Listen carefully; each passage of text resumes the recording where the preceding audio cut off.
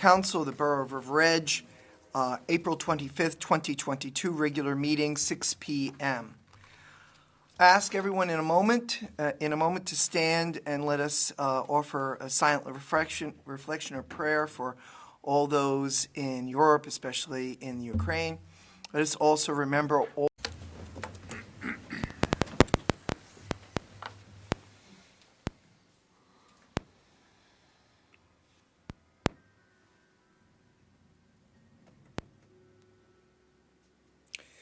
going to break with tradition slightly.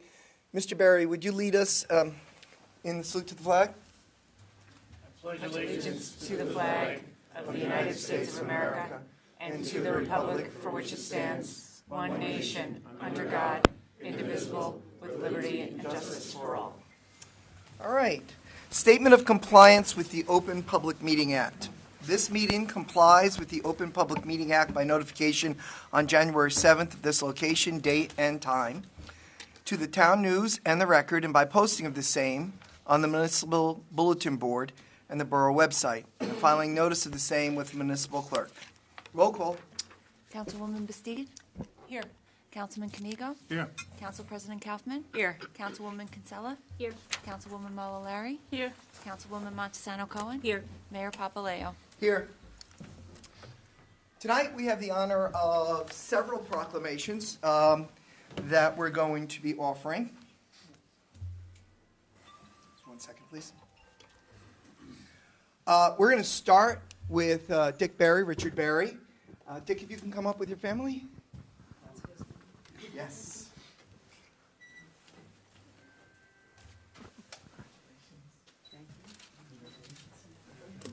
Now, the camera is there and there. So if I could have the two of you stand there. Well, because, you know, you want to... You should face that way, I should face this way. We'll let you face this part. That would be good. Come on. So I'm going to read into the record the proclamation in a second. We have a lot of people here who wanted to celebrate. Oh, I'm going to read this into the record in a moment. We have a lot of people here who would like to celebrate this moment with you, and we're grateful that they could come. Dick has been serving us for many, many years. I'm going to tell you exactly how many in the resolutions. But one of the things that I want to highlight before we begin is that Dick has not stopped serving. He still is a regular member at the Sunday morning apparatus check. I think it's called the apparatus check. And continues to offer advice, service, and mentoring to the new members of the volunteer fire department, as well as whenever he's needed to the officers. So we're not just celebrating 35 years and done, we're celebrating a continuation of many, many years. 50 years, I'm sorry. I don't know why I said 35. I know, I look young. You do. All right, proclamation. Whereas in grateful recognition of Richard K. Barry for his outstanding contribution to the safety and welfare of the residents of River Edge for 54 years of dedicated service as a member of the River Edge Fire Department Company No. 1, and whereas Richard Dick Barry joined River Edge Volunteer Fire Company No. 1 in 1968, and whereas his 54 years of dedication included holding the rank of lieutenant from 1969 to 72, and 1992 to 1996, captain from 1973 to 1974, and 1992 to 1996, assistant chief from 1975 to 1976, and chief of the department in 1977. And whereas Dick has received 3 life-saving awards for operations during Hurricane Floyd in September 1999, whereas Dick served as the emergency management coordinator for the Borough of River Edge for 12 years and continues to volunteer his time to an organization to organize a yearly 9/11 memorial ceremony, and whereas the Mayor and Council of the Borough of River Edge desires to express its appreciation and recognize you on this date as you are a true example of patriotism and lifelong volunteerism for all citizens. Now, therefore, I, Thomas Papaleo, Mayor of the Borough of River Edge, and on behalf of the Council, want to thank and commend you for your service to the Borough of River Edge.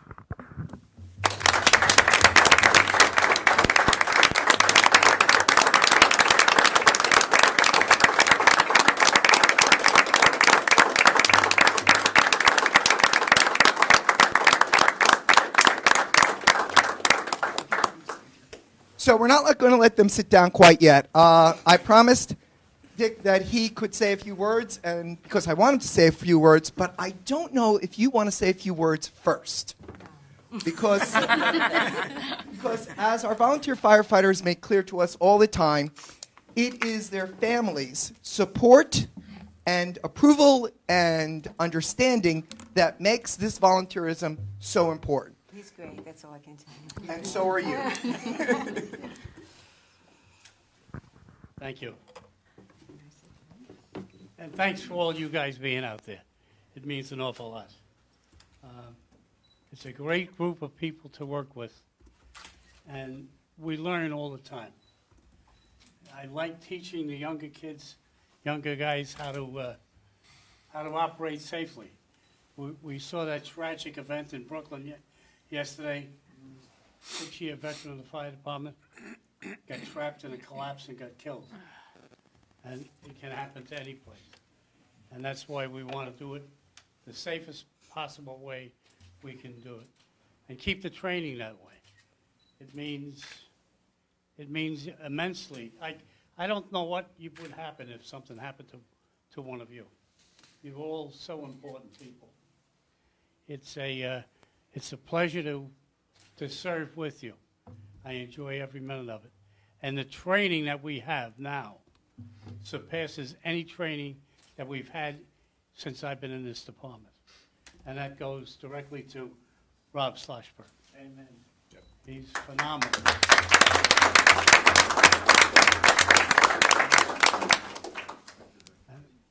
We also have the honor of having 3 brothers. 3 brothers are members of the department. It's a wonderful thing. I thank you again for all you've put up with up here. And we won't keep you any longer.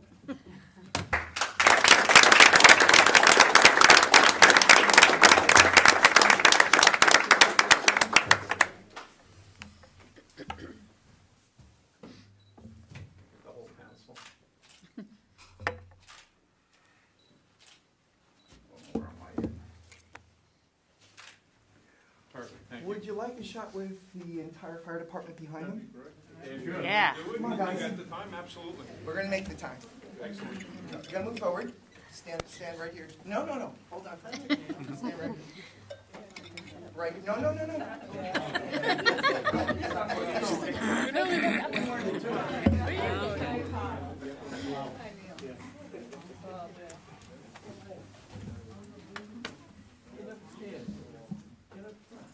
A couple of you can kneel in front if you want. That makes it a little bit more possible. I don't know.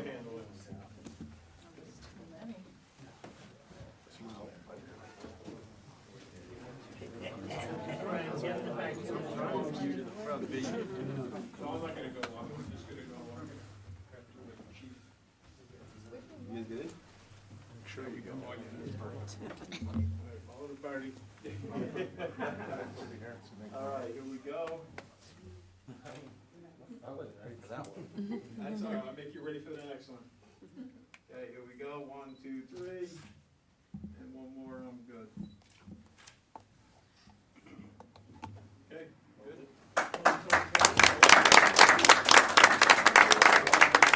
You get it? One more. This is my handy dandy. That's his original camera. Thank you, Mayor. You're welcome. Thank you. You guys did a good job.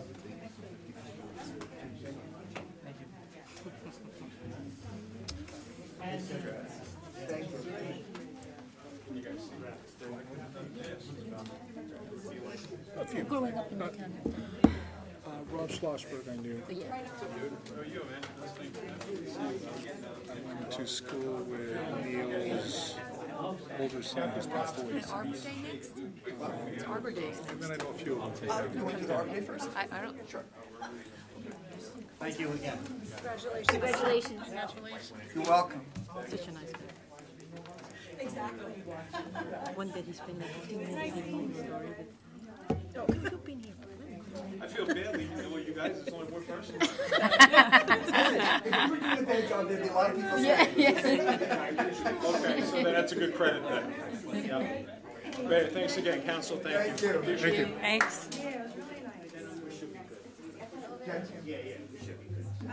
This is here. Yeah. There's just a lot of I'm good. but she's coming in. She'll come in.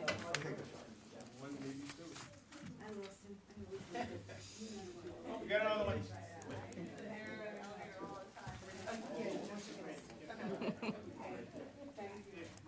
Right here, in front of the Okay, chair. not on the, because camera. we're on TV. You are on TV. One of the things that makes Riverhead such a great town is our shady streets. The Shade Tree Commission does a lot of stuff. They go for grants. They work to keep our trees healthy. They are called on by residents on a regular basis to review the health of trees. And when necessary, we sadly have to take down some so that they do not become a public safety hazard. And Liz and Jen have been doing it for forever. How long have you two been doing it? I've been here, I think, 25 years I've been volunteering. 25. That's amazing. And 24. 24. I snuck in And before 24. 3/4. Yeah. and they do a great job. And we are very, very grateful. And so we have this proclamation. Proclamation. Whereas in 1872, J. Sterling Morton proposed to the Nebraska Board of Agriculture that a special day be set aside for the planting of trees. And whereas the holiday called Arbor Day was first observed with the planting of more than 1 million trees in Nebraska. And whereas Arbor Day is now observed throughout the nation and the world. And whereas trees can reduce the erosion of our precious topsoil by wind and water, cut heating and cooling costs, moderate the temperature worldwide as well as in our local area, clean the air, produce oxygen, and provide habitat for wildlife. And whereas trees are a renewable resource giving us paper, wood for our homes, fuel for our fires, and countless other wood products. And whereas trees in our city increase property values, enhance the economic vitality of our business areas, and beautify our community. And whereas trees, wherever they are planted, are a source of joy and spiritual renewal. Now, therefore, I, Thomas Papaleo, Mayor of the Borough of River Edge, do hereby proclaim April 29, 2022, as Arbor Day.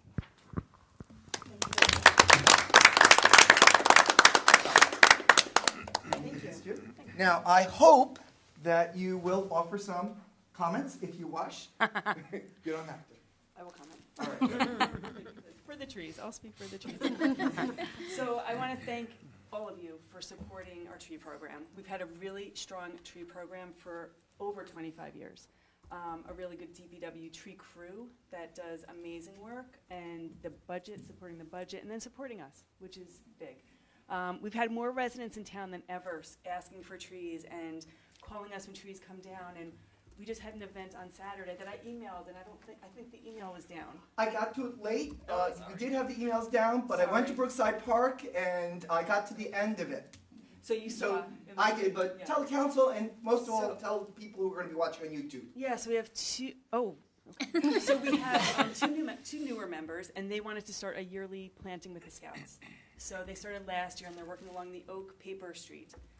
And there's going to be some work done, so we're being mindful. We're working with DPW, but they started last year planting, and then this year they had even more Scouts come out. So we planted 4 trees last year and 6 trees in Brookside Park this year to replace 7 trees that we had lost there, and they loved it. People had never planted trees before. The girls that were like this big were digging the holes and putting the trees in, and they just loved it. And then the comments were, well, I'm going to plant a tree in my yard, and this is the best. I've never planted a tree, and I dug a hole, and I touched the dirt. So those hands-on things are what we're looking for. I don't know if you saw our programs, Trees Please, Mulch Wisely, and Leave the Leaves. So we're trying to do more encouraging residents. to learn. So instead of us telling them to do things, we're just encouraging them to learn. So one thing that, not to be discussed tonight, but other towns around us have ordinances for trees with construction on private property, and they're very reasonable ordinances you might want to look into. Oradell, Ridgewood just had new ones, so it's something to look at, but just to protect our trees, our tree canopy. Jen, do you want to say anything? Budget. Thank you very much. Thank you. Thank you very much. Do we have a flag for outside? We always put one up on. Yeah, we have an extra flag for the fly on Friday for Arbor Day. Sure. Give it to Ann, and Ann, if you could give it to Jason. Sure. You might That'd grab be one in good. storage, but since. Yeah, we're not sure if they still A have new it. flag is nice. Yeah, well, it's our Tree City USA flag. Yeah, So if we can fly it on Friday. that'd be great. And we've been Maybe Tree we could fly it for the month. How long have you been Tree City USA? Tree City Oh. USA, 25 years? 25, We've been at Tree City USA for 25 years. It's awesome. right from Don and Charlie. Yeah, 25 years, and then Growth Awards, that's an extra thing, and we are the only town in New Jersey, we have the most years of Growth Awards, which is just extra stuff. Wow. Awesome. You guys do great work. We really appreciate it. And Arbor Day Celebration on Friday at the schools. Oh. I'll send an email. Yeah, so I don't know if everyone in the council knows this, but we give out trees, right? Seedlings. Seedlings, and we do it at the schools, and we also do it at the library with the scouting program. Yes. Yeah, so they do great work. The Girl Scouts sort 500 seedlings individually and package them up, so I'll send an email that can go out to everyone, maybe I'll just, Right? with the times, yep. All right, thank All you. right. Thanks again. Thank you. Ann, if you could come up, Ann Dodd. Right to say it wrong. I did. Oh, okay. Okay. So you're going to be accepting for two proclamations. One is Municipal Clerk Week, and we are so grateful that you were here with us in River Edge and that you chose River Edge to make your home. And also for National Autism Awareness Month. And after I read both into the record, if you'd like to speak to either one of those, that would be great. Proclamation. Whereas the office of the municipal clerk, a time-honored and vital part of local government, exists throughout the world. Whereas the office of municipal clerk is the oldest among public servants. And whereas the office of municipal clerk provides the professional link between the citizens, the local governing bodies, and agencies of government at other levels. And whereas the municipal clerk have pledged to be ever mindful of the neutrality, impartiality, rendering equal service to all. Whereas the municipal clerk serves as the information center on functions of local government and community. Whereas municipal clerk continually strives to improve the administration of the affairs of the office of the municipal clerk through participation in educational programs, seminars, workshops, and the annual meetings of their state, province, country, and international professional organizations. And whereas it is most appropriate that we recognize the accomplishments of the office of the municipal clerk, now therefore I, Thomas Papaleo, Mayor of the Borough of River Edge, do hereby recognize the week of May 1st through May 7th of 2022 as Municipal Clerk Week, and further extend appreciation to our municipal clerk, Ann Dodd, and to all municipal clerks for their vital service they perform and their exemplary dedication to the communities they represent.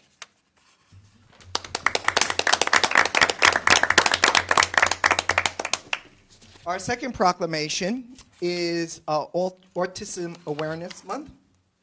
Whereas autism is a pervasive developmental disorder affecting the social, learning, and behavioral skills of those affected by it.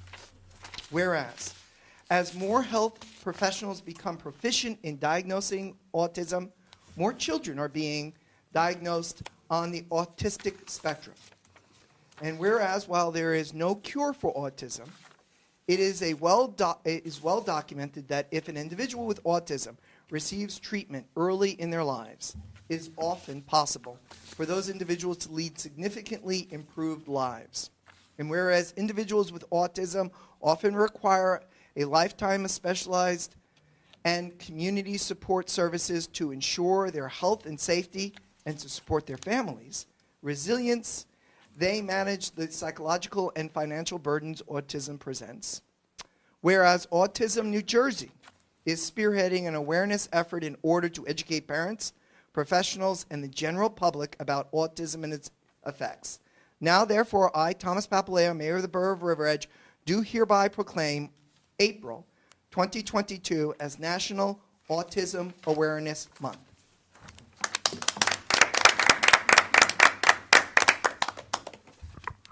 I just wanted to say thank you to all of you for both of these proclamations. It's an honor and a privilege to serve in the role of Municipal Clerk for the Borough of River Edge. And as a single mother of 2 children with autism, it really means a lot to me that you are bringing awareness to this disorder. It impacts so many people's lives. I'm sure most of you either have a family member or know someone who has this disorder. So thank you.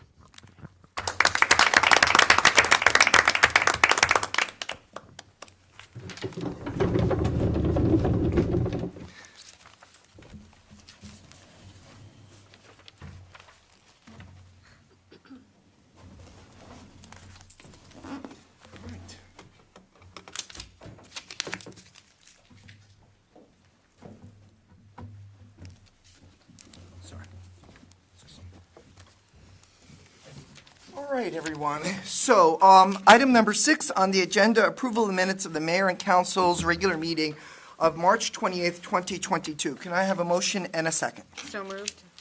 Second. It's been moved and seconded. All in favor, please say aye. Aye. Any opposed? Any abstentions? I abstain. 1 abstention. Okay, public comments on any item on the agenda. We will limit to 2 minutes per speaker. All in favor, please, no, a motion and a second, please. So moved. Second. All in favor? Aye. Any opposed, any abstention? Hearing none. We have only 3 people in the chambers right now, other than the elected and our professionals and our clerk and BA. Is there anything any of you'd like to say? Seeing heads bob right and left, could I have a motion and second to close to the public? So moved. Second. All in favor, please say aye. Aye. Any abstentions or nays? No, hearing none. Presentation from our, regarding our municipal building assessment and recommendations.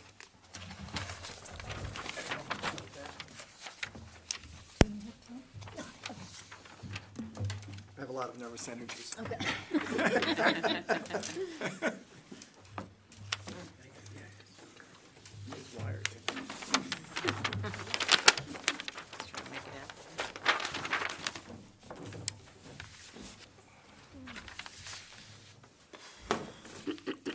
I refer the council also to some of the documentation that they will find on their agenda.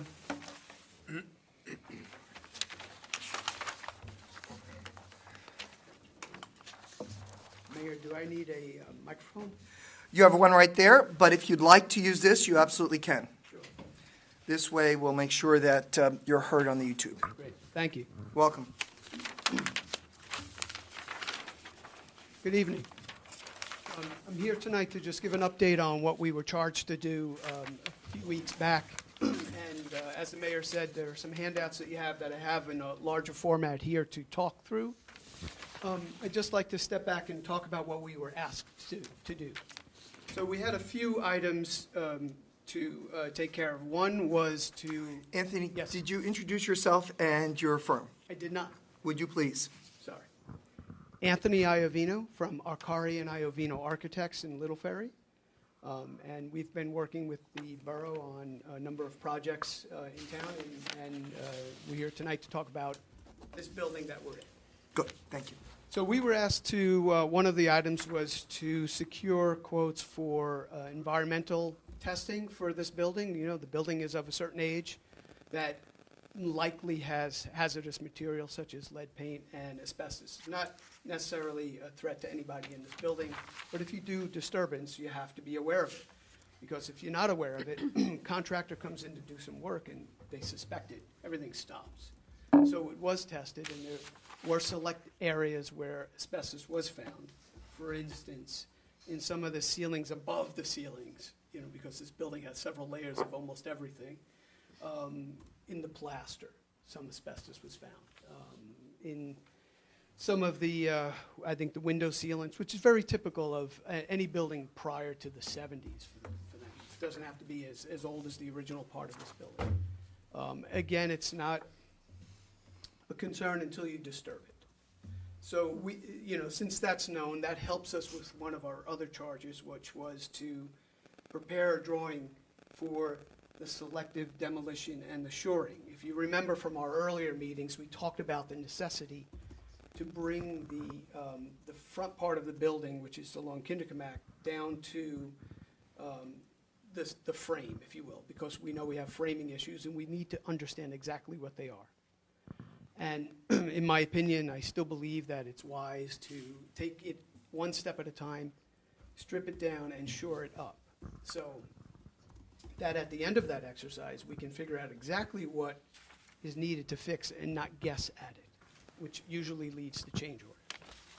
So the first exhibit I want to talk about very briefly is a technical drawing. This is the demolition plan and shoring plan. And what this shows, it has all 4 levels, right? And there's a section diagram number 6 here, which shows basement, first, second, and attic. Right? There really are 4 levels of the front part of the building. Anthony, can I stop you for a second? Just for the public's benefit, could you just correct me if I'm mistaken? There are essentially 3 buildings here. There is the original building, the center building we're in currently, and then the public safety building. Now, the original building is the one that we have some concerns about because we see some safety issues as well as building issues. If you could just, for the public's benefit, comment so that they understand why we're going through this process, and also if you know when was the original building that we have these concerns about built. So the original building, which again is, this building, if you will, is almost an H shape, right? So the police building is on the west side, the middle section that we're in right here, and then Kinderkamak side, the east side. So that piece was a house that was built about 100 years ago and has had a couple of lives to it and renovations to it. So the renovation that was done around 1990 or so to this whole building, which I think was the same time the police building was added onto, I believe, in my opinion, based on what we saw, is the cause of what we're seeing. And what we're seeing is sagging in the floors. Now, some sagging is common in older buildings. I live in Teaneck in a house that's just as old, and nothing's leveled in it anymore. But this is very different, right? So when we were first called here, we looked around and we looked from the basement up, right? We usually start in the basement to see, is something sinking? Nothing's sinking in the basement. It's in the frame of this building. If you look at the outside of the building, which we did, there are no obvious cracks. There are no settlement issues on the outside of the building. So it gets us to the inside, to the wood frame of this building. And what we found was a combination of things. One, the building was overloaded, right? It was built as a house, renovated for an office, and overloaded as basically a storage facility with all of our municipal records, including up in the attic. And when we went up into the attic to sort of investigate that skeleton, you see it, right? So there is a bearing wall. What we realized was there's a bearing wall on the second floor that was taken away, and they put a beam in. That beam was overstressed. And you see the sag in it. You also see that it came down on a column, a wood column, that on the floor below us here, first floor ceiling, second floor, just didn't transfer anywhere. And so it's sagging because it's compressing, which is why we really feel it needs to be shored up sooner than later. I don't believe it's an emergency, but in our prior conversations, I do believe it's important to do it as soon as we can.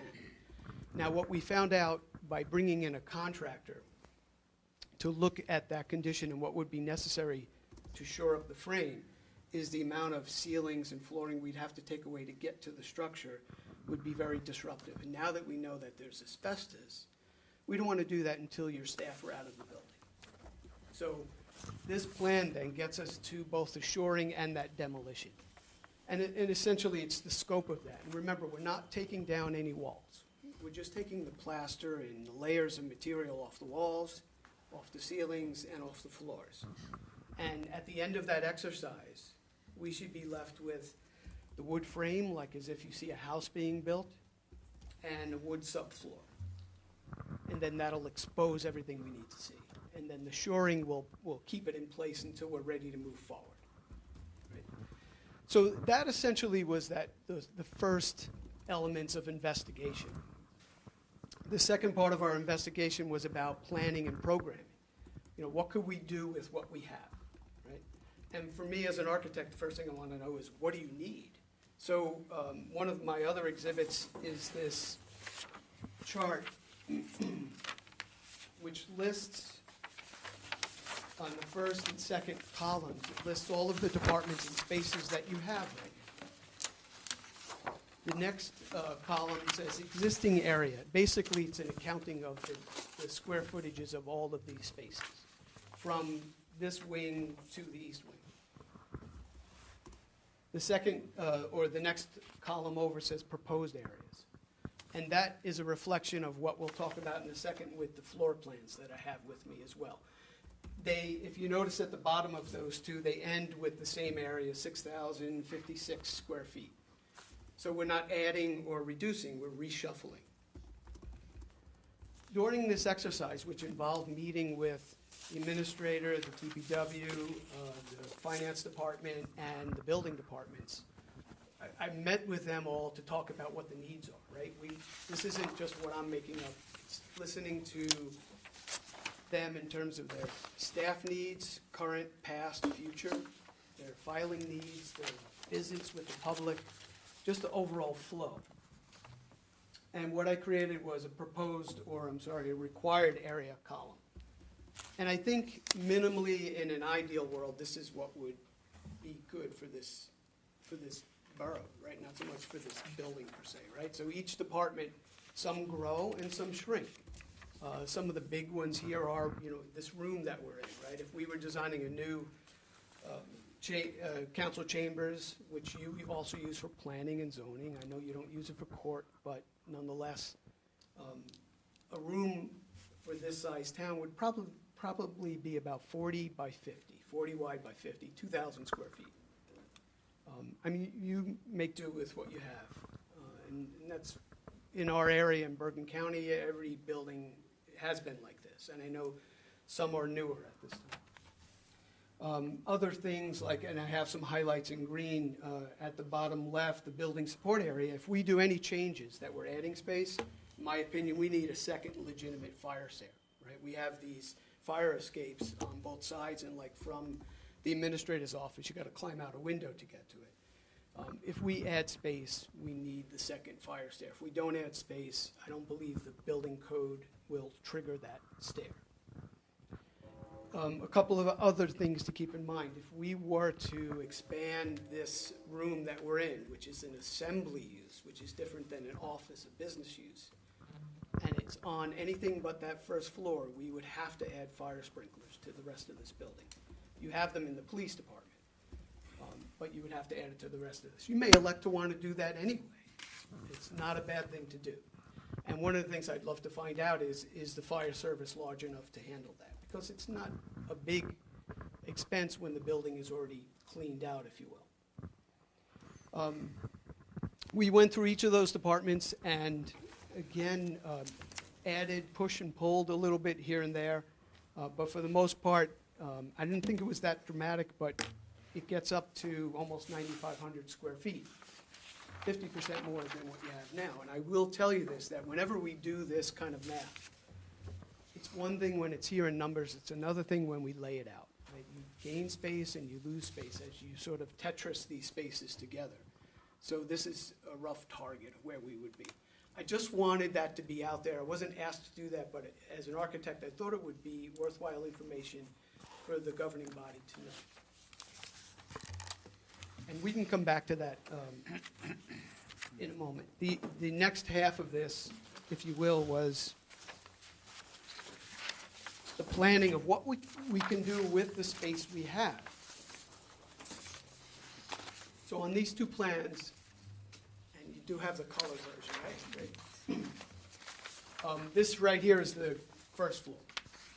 And I wanted to show, the colors represent sort of the groupings of the departments and how we're reshuffling them. There is no radical move where we're taking somebody out and moving somebody in per se. But I wanted to make it as efficient as possible. I wanted to minimize the public circulation and maximize the private functional spaces.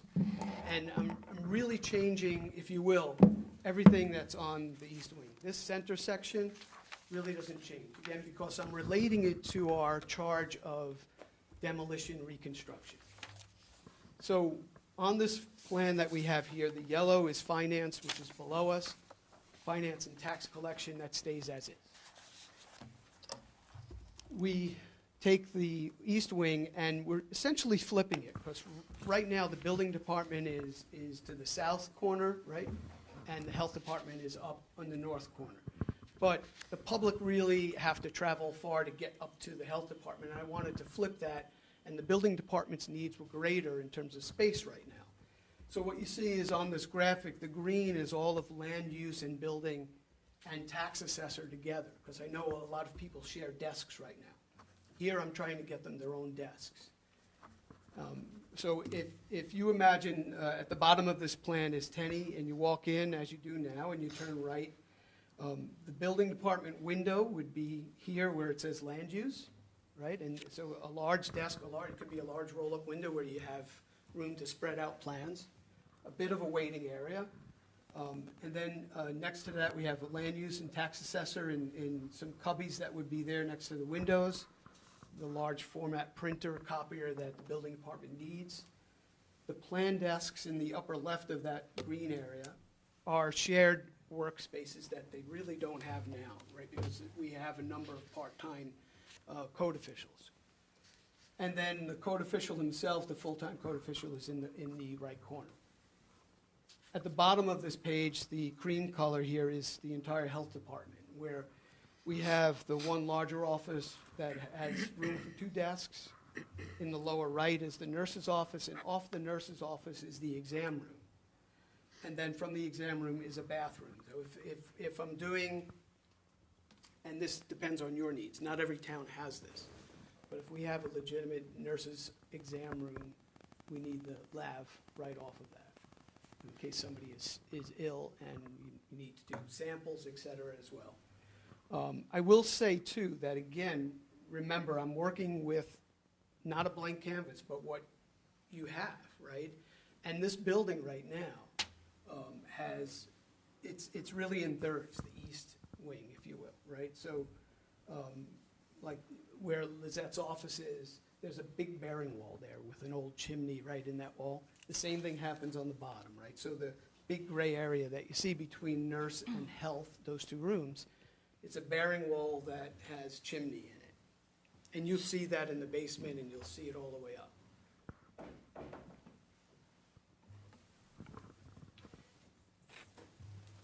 Now, as we go upstairs to the second floor, again, we're in the chambers, so nothing changes in this room in this plan. And when you go over to the east wing, I'm shuffling here the most. So in the bottom left, we have the vault, right? I assume everybody's seen that vault. That vault isn't moving.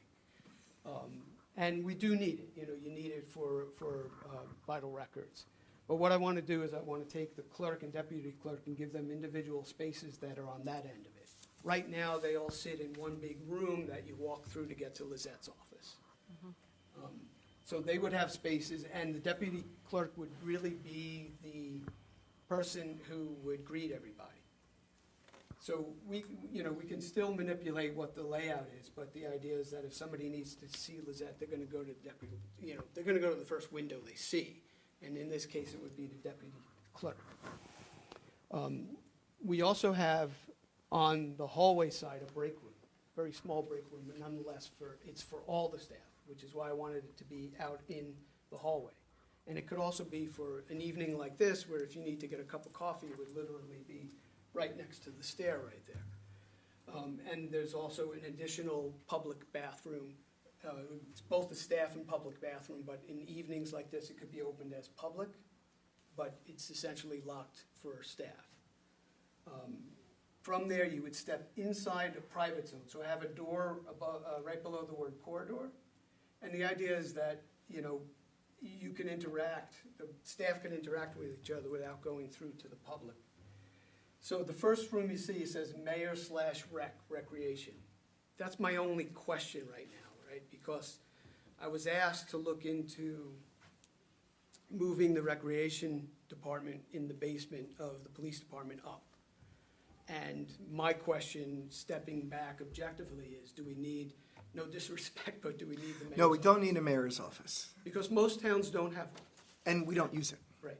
But the mayor doesn't use it. Right, so I thought that it would be good to, at least, I can label it at both for right now, but it could be either or. So, and when you go back to my programming list, you'll see that I did just that.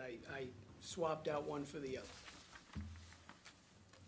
Beyond that, we have a meeting room which is as big as the one room that you have now, except it's not walking through it. So it could be dedicated as a meeting space.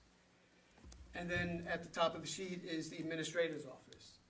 Rooms like this they're bigger than they really should be, but it's a function of the architecture. So that is what it is, and you know, in Lizette's office, you know, there are files and things like that that you can store there as well. Outside of that, we have the copy mail area, we have another staff bathroom, and you'll see it says attic stairs. We need to keep that in this open corridor because it's a pull-down hatch, and we need the room to do that. So that rearrangement is on both floors, I think, it isn't dramatic in size, but it's dramatic in, I think, the way it flows. Functionality. Yes. And to me, I think that's the most important part of that. Is it enough space? You're making do with it. I think you need more space across the board on some of these, but this will work for what we were asked to do. And we're at a point right now that we could implement the demolition and shoring up as soon as you're ready. We can, you know, with the demolition drawing and the asbestos report and a front end, we can be out to bid for quotes. Can I ask a question? Go ahead. Well, are you going to ask the question about the video room? I was going to save that for later. I first wanted to ask about electric and HVAC. Since that's all in building one, how is this space going to function? Right, so in our, on the demolition plan, what we made note of is that, and this is possible from what I've seen, is that the electric feeds, everything comes for the whole complex, comes from the northeast corner of the building. Comes through the basement and feeds the police building, and also feeds the administrative wing. They can, you know, as they peel away the layers, right? We're not taking down electrical. I don't want them to take away the main lines of electric. I want them to only take away outlets in there that go to the local panels. So they should be able to chase it through before they pull it out. So that all the circuits that feed this wing and the police, well, police aren't fed locally through there, but everything would stay on electrically. And then I'm also saying to them, do not take away anything in the mechanical systems. Even though they may or may not be working fully, I don't want to touch them. For the public's benefit, what do you mean by mechanical systems? So the heating and air conditioning in this complex are done with a split system, right? So there are huge condensers out on the northeast end of this building, and then there are wall packs, if you will. There's no fresh air. It's just conditioning the air within the room, hot or cold. And it's been a control problem, as I've learned from my time working with you. And I don't want to disturb that system because I don't want to risk cutting off anything on this side. But once we pull down, if you will, the enclosures, the ceilings, the walls, we can see how everything is run. That's not to save that system. We all know that we need to replace that system, as we've had in previous conversations. But I want to make sure we don't jeopardize other parts of the building that need to stay occupied. So I'm sure the council wants to know how much of, let's call the old building, the middle building, and the new building. How much of the middle building will be able to remain open? I'm assuming all the old building has to be moved. And how much of an impact will it have on the new building or the public safety building? Right. So it should have zero impact on the public safety building. The old building, obviously, 100% Yeah. out, and the middle building's a question, because I think it's physically possible, but not ideal to keep people here. The issue we will have is, real or perceived, we'll have odors and dust. And the fact that we're dealing with asbestos, it's, again, real or perceived, there's an issue there that you don't want the public ideally here while this is going on, or the staff, if possible. I know the council probably has a few questions. I just want to kind of throw out one or two. In this current plan, I don't see a window for the deputy clerk. I see a door. Okay. In this current plan, I'm wondering, because I've had a conversation with, what's Stephen's last name? Depkin? With Mr. Depkin, concerned that maybe we need to move the building department toward finances and everything that's with finance over to the building department. But the way you have it laid out, it looks like they get more space by your current plan instead of the finance plan. But I want to just share that with you. Third, are there any further recommendations that you might have for that was not in your charge that you, as you were designing this plan, you say to yourself, well, maybe this would be better if we did, maybe this is what they wanted me to do, this is what I designed for them, but maybe some tweaks that are not listed. And then if you could comment on that, and then we'll open to the council. Sure. The window at the deputy clerk's office, it's about surface area right now, so that may end up being like a Dutch door as a service window unless I can reconfigure. I don't think this is set in stone as we live with it and we have time before we make any physical changes. We might come up with a better solution. I also haven't had the opportunity for everybody's input on it as well. So I think we can resolve that. I know the building department, in that conversation, believe me, they wanted this, and as much as I said the math of it is, it's going to be bigger here, it was just perception of walking into that space, like this room, and seeing it be open space. It's easier to think this is bigger than a series of rooms. But as you can see graphically, it's much bigger, and I think the flow is better for his department. Your third one, I'm sorry, what was? You basically did what we asked you to do. But while doing it, you may have come up with some ideas that you think would be better, but you weren't tasked to do that. Right. Do you have any creative thoughts that are different from what we asked you to do? A couple, Mayor. So one of the things is when I come here, I paid attention to it, especially today as I came from the parking lot across the street. Your front door from the sidewalk is at least 5 feet above grade, right? And it's a difficult handicap accessible route into this building. I would love to see that improved somehow. I don't know if you do an addition, I don't know if it wants to be toward the front. Graphically. By addition, you mean If you add more to than this- the current footprint? Right, if we add to the building to solve for anything, we might want to try and solve for other things at the same time, such as that. I can't help it, but as an architect, I'm thinking outside the building, the parking. Why not put parking in front, even one row? I know you want to preserve the image of the building. The image of the building right now is poor. It really needs a lot of work, and I don't think the parking would take away from that if it's strategic in terms of how it's landscaped. And just one row, that's all you can do in that dimension. I was also thinking about whether or not, if you did add on, could you, since the portico outside is in disrepair and needs work, and the building, I think you're within correct me if I'm wrong, historic district, but the building is not listed historic. It's not even in the district, right? So you could extend out the addition at the Move front. towards Kindermack. That's right. So if you're not doing parking, so instead of taking it down to fix it, what if we just add some volume? So that is, you see the 4 columns here on this plan, that's what that is, right?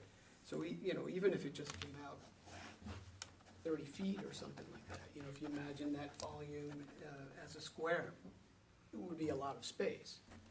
So in that programming, right, if you take away the idea of expanding this room, the additional space is maybe 2,000 square feet. $1,000 a floor, and a big chunk of that is a stair.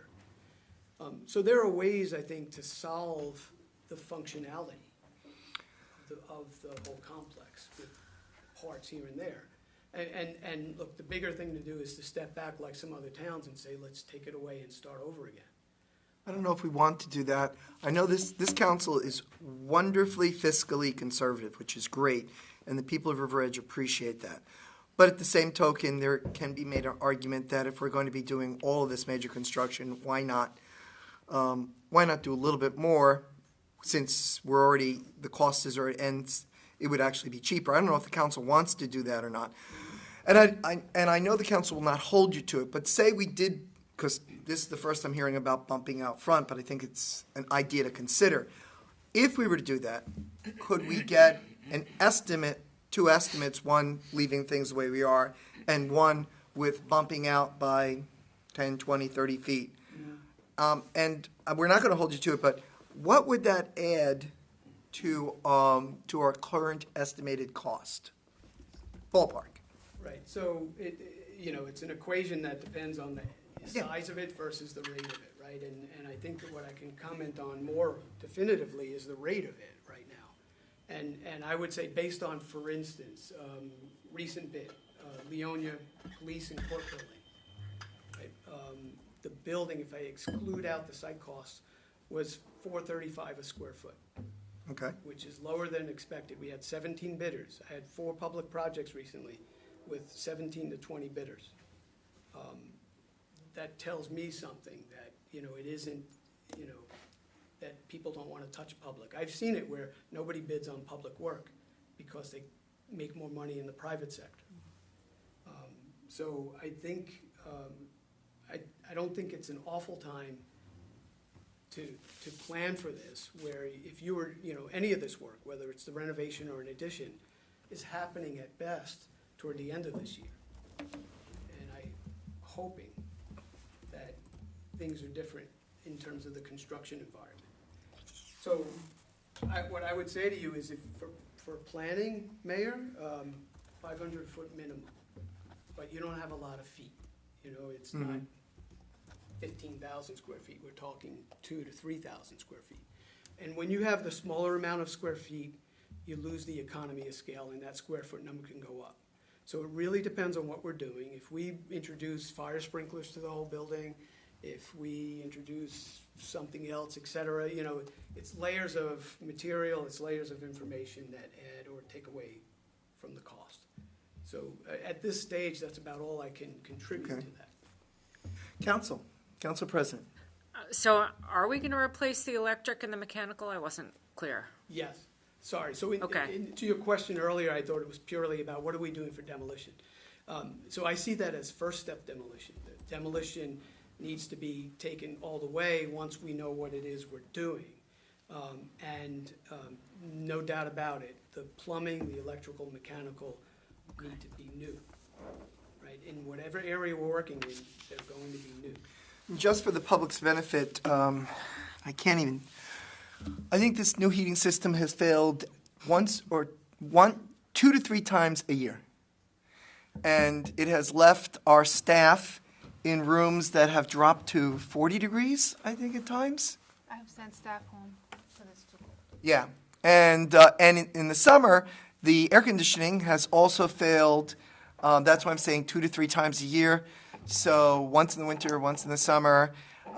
It has to do with a lot of different reasons, but so replacing the heating and air conditioning is the electrical system. I believe the boards are overwhelmed. It's the service coming into the building is fine. It's there aren't enough circuits, there aren't enough outlets. Yeah. And the outlets get overloaded. So it's a matter of adding outlets. If we weren't changing anything, I would just say add outlets. At this point, I think it's worth rewiring those local circuits to these offices. And I believe some of the plumbing is, some of it is 100 years old. Right. Some of it less. And I know, again, I'm hearing, the issues you've had. And, in as much as we could, whatever's open, there's no reason not to change it. There isn't a lot of it. And, you're trying to be strategic about what you have and where. so that you build this and it's not costing you a crazy amount of maintenance on something that's still new, like you're dealing with your mechanical systems. And we do have recording equipment that needs to go somewhere. It's in that mayor's office right now. Where could that go? Could I offer a suggestion? I don't know if it would work, Yes. but we have a landing on the staircase right that leads downstairs.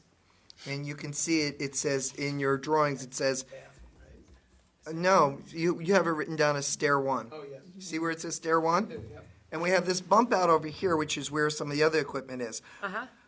I don't know if we can move the door slightly. If we move the chamber door slightly, we could maybe create enough room for an audiovisual center. Maybe not, but I'm not an expert. That way, all the wires pretty much would stay where they are, and it would be right there, right outside the door. Yeah, so I just need to know what those requirements are. Council President Kaufman can share that with you at another time. Sure. Right, and and two, again, we're not taking it away at this time, right? It's as we plan for this, I just need to know exactly that. Am I missing something? So that's the kind Okay. of comment I need. That's it for me, for someone else. Anyone else on council? Question, comment, thought? Let's just go through it. Lisa? Sure. Thank you for the presentation. I do have one question. In prior meetings, we talked about the elevator will not be impacted. Does that remain the case? Yes, it does. Okay, thank you. And then going back to the economic of scale, right?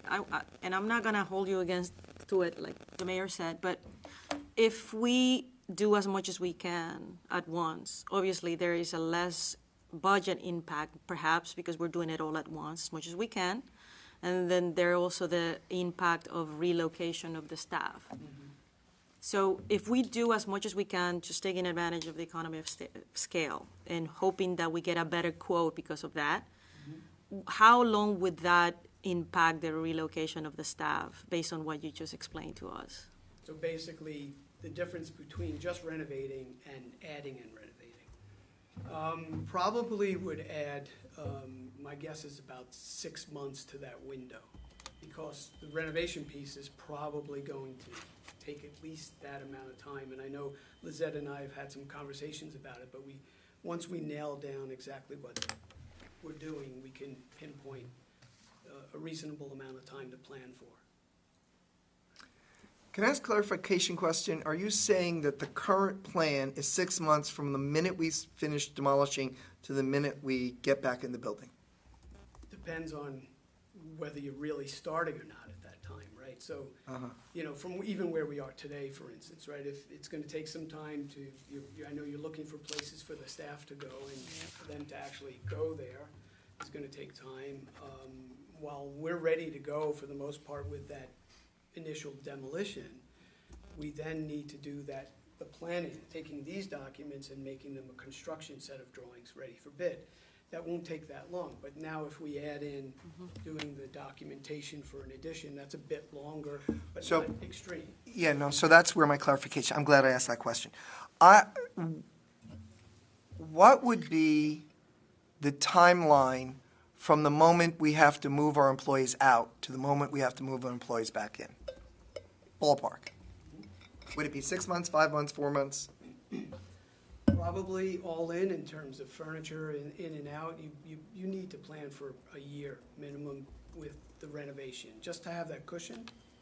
And then if we're doing an addition, I would add a few months to that process. So if we're looking to lease space, Lizette, if you want to comment on that, we'd be looking for either a year lease or a 1.5 year lease, Correct. depending on what we're talking about. Yes. All And I've tried every which way, inside and out. Even if I do recommend doing some type of work in finance, because they do need electrical and they should be moved out because of the disturbance. I could put finance in the law and public safety room, move all of our filing cabinets in the courtroom, but everyone else will have to work off-site. And that would include you and Ann? It would be myself, the borough clerk, deputy clerk, building, land use, health. And Alright. there are some options. I could make it work with virtual. To an extent, we still need to interface with the public, be available with the public. We could move some applications online. Like, we're not looking for the 6,000 feet of space. I did find some space in town that has ample parking.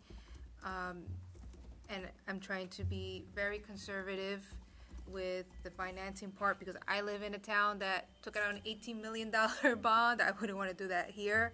And we don't either. Exactly. I could make it work, running the figures for the smallest space I could find that would be the most functional for the departments, would come out to $38,900 for 12 months. Okay. Lisa, I'm going to go to Dario if you don't have a follow-up question. Yes, thank you. All right, Dario. Just for Lizette, really, is there no way to use some of our borough resources, perhaps the library, perhaps some of the space in the fire houses that we could borrow for a year while we're doing all this? And Not, no, with the library coming back online after their renovation for this amount of time, if we were just looking for space for 2-3 months to put in new HVAC, I could plug in, but based on the extent of the time, it would be too much of a disruption and moving people in and out, and then last minute looking for a new home.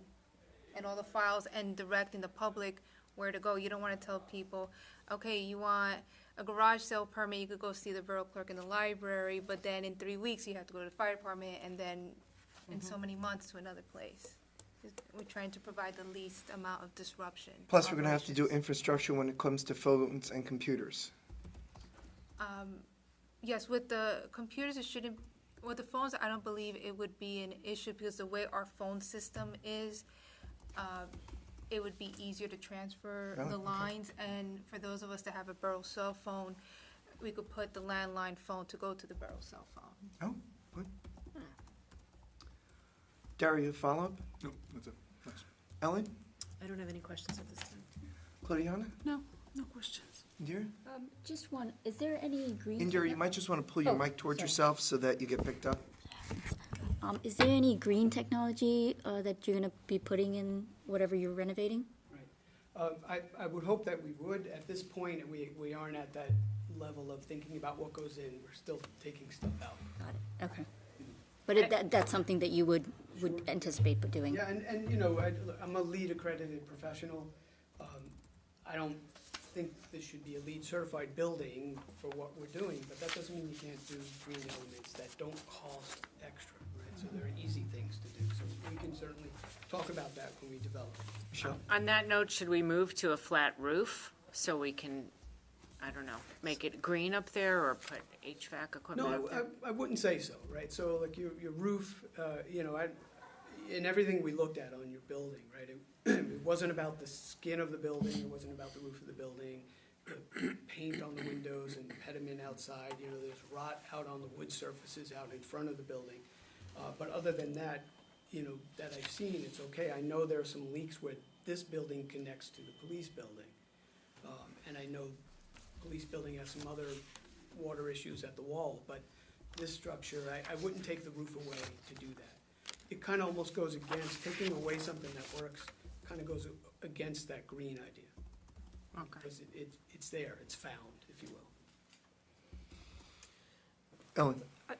It's not really related to the building, but what type of impact do you think this project will have on the residents that are right here? Will it have any impact? Is there something we should be thinking about as far as those residents here? Behind the police building. Yeah, there's Safety several street. No, adjacent. I don't think so, but what's good about this building, about this project, if you will, is that it's interior work predominantly, right? And which will make this attractive winter work, if you will, as we get to those cooler months, depending on where we end up coming out for pricing. If you're doing an addition, it depends on where the addition is, of course, right? But I think even if it were on, the front entrance, the north end here toward the church or the street, it's not a direct impact to a residential home. Okay. Thank you. Any other questions? So Anthony, where do we go from here? So I think the first thing is, what Lizette talked about in terms of finding the mechanism to pull people out of this building, and that I want to make sure we're ready at moment's notice to go out for pricing for that demolition work. I know it's going to have to be public bid, we're going to be over the threshold for this. If the hazardous materials weren't there, it would have been just under, because I had contractors come in to poke around. So we'll have the front end ready to go, and we'll have, Ann and purchasing, et cetera, to look at the documents. So as soon as you're ready, we're out to bid with that. At the same time, I think we collectively, we need to make a decision on, are we just renovating, or are we adding on, right? The conversation. I think we'd like both prices, or at least a ballpark for both, and maybe a conceptual drawing, if possible. I think personally, from my point of view, and only from my point of view, I'm not speaking for the council, that if we can do an addition off the front, which I hadn't thought of, that would be great if we could afford it. If we can't afford it, then I don't think we do it. But that's just my opinion. The council needs to weigh in, but I don't want to put the council on the spot. I'd much rather have some ballpark numbers and see and then they can make an informed decision. Okay, so Mayor, then what I would suggest, that aspect of it is beyond what we've been engaged I know. to do. I'll put together a proposal to do that. I don't think it's a big exercise. It's kind of getting back to this stage with some footprint. We don't even need to get to what it looks like right now. We can just stay objectively with it in terms of the math of how does it fit, how does it connect to everything, and how do we functionally solve for the issues, and then we can look at the aesthetics of it afterwards. So I'll put that together. I can put something together this week too, so we can move forward with that as soon as we're authorized. Okay. This is just a personal comment. We're putting 3 bathrooms on the second floor. I wonder if we really need to do 3 bathrooms, but I leave that up to the professionals, because that, if you're going to reorganize that space, maybe 1 staff bathroom and 1 public lavatory seems enough, but I don't know. Also, the current lavatory has a lot of dead space in it. I'm wondering, and then this is just a wonder, if we, and this may not be, if we push this wall back a little bit and took the lavatory that's public and make it private, and then leave the other bathroom there, because you have the staff bathroom 43 square feet next to the public bathroom. So I don't know if that's not something we should do or shouldn't do. It's just, my normal ADD mind that 3 bathrooms just seems like. Well, we actually need all 4 of those. Oh, you do? Okay. By code. And what I think is, this staff bathroom we have labeled 42 square feet should probably be a public bathroom. That could be a typo on that one, but technically I need all 4 to, on paper, be accessed by the public. Okay. Because of the number of occupants. That's what determines the number of fixtures that we have. Okay. But certainly we can look at it, and that mix changes if we start to explore an addition. Yeah, and just to remind you, we do need a place for our AV equipment, and so, wherever that might be, that's why I suggested the dead space that's on the stairwell right out there, and if you bump the door over, as I said. I think all the suggestions were great suggestions. I think you've done good work here. When will you be getting back to us? I'll get a proposal out this week to Lizette, and I'm ready when you're ready to implement the selective demolition. It's really, we need to just keep the ball rolling. Well, the selective demolition is not dependent upon the extra work, right? So can this body authorize this now, Mr. Sarlo and Ms. Apatola? Not yet. We have, as part of our multi-purpose bond ordinance, we have funding in place for that. Yeah. So, Anthony and I can work in tandem preparing the proposal for the additional scope of work and the demolition. Because once you adopt it, it's published Friday after the estoppel period. I know we won't have bids in time, but all the the cash associated, all the funds associated with our bond will be available right before Memorial Day. Okay. So everything could move at the same time, including coming up with lease agreements to move staff off-site to get this functioning, because the most important time, it's easier for finance to move upstairs, but we have the primary election, so we need to keep things flowing and keep space available, because the county will be delivering the supplies over to Ann within the next few weeks, and Okay. we need to make sure this space is still functional for the returns of the primary. Okay. So for the benefit of the public, the council, and Anthony, what are we looking at? Are we looking at the first meeting in May for an initial resolution? Are we looking at the second meeting in May, or are we looking at the first meeting in June? We're looking at the first meeting in May for the additional scope of work. We could authorize receipt of bids. We don't have to wait for the funding to be in place to Okay. receive bids. So we could do that in the beginning of May, hold our bid opening by, depending the amount of time we think we should have the plans out there. Right. But we just need to make sure that when we receive those bids, that we have, we're within the 60 days of that bid opening to award, that people are out and Yeah. they can be engaged. So, there is that window, but, We can always call a special meeting if we have to. so yeah, we can work it out, but I think it's possible to move quicker on putting it out on the street and holding it until ready. So let me turn to the council. Is the council comfortable with the timeline that's been described? Yes. Yes. All right, then I think we're good. Okay? Any final questions or comments? Thank you. Okay, thank you all. Thank you. Thank you. Thank you.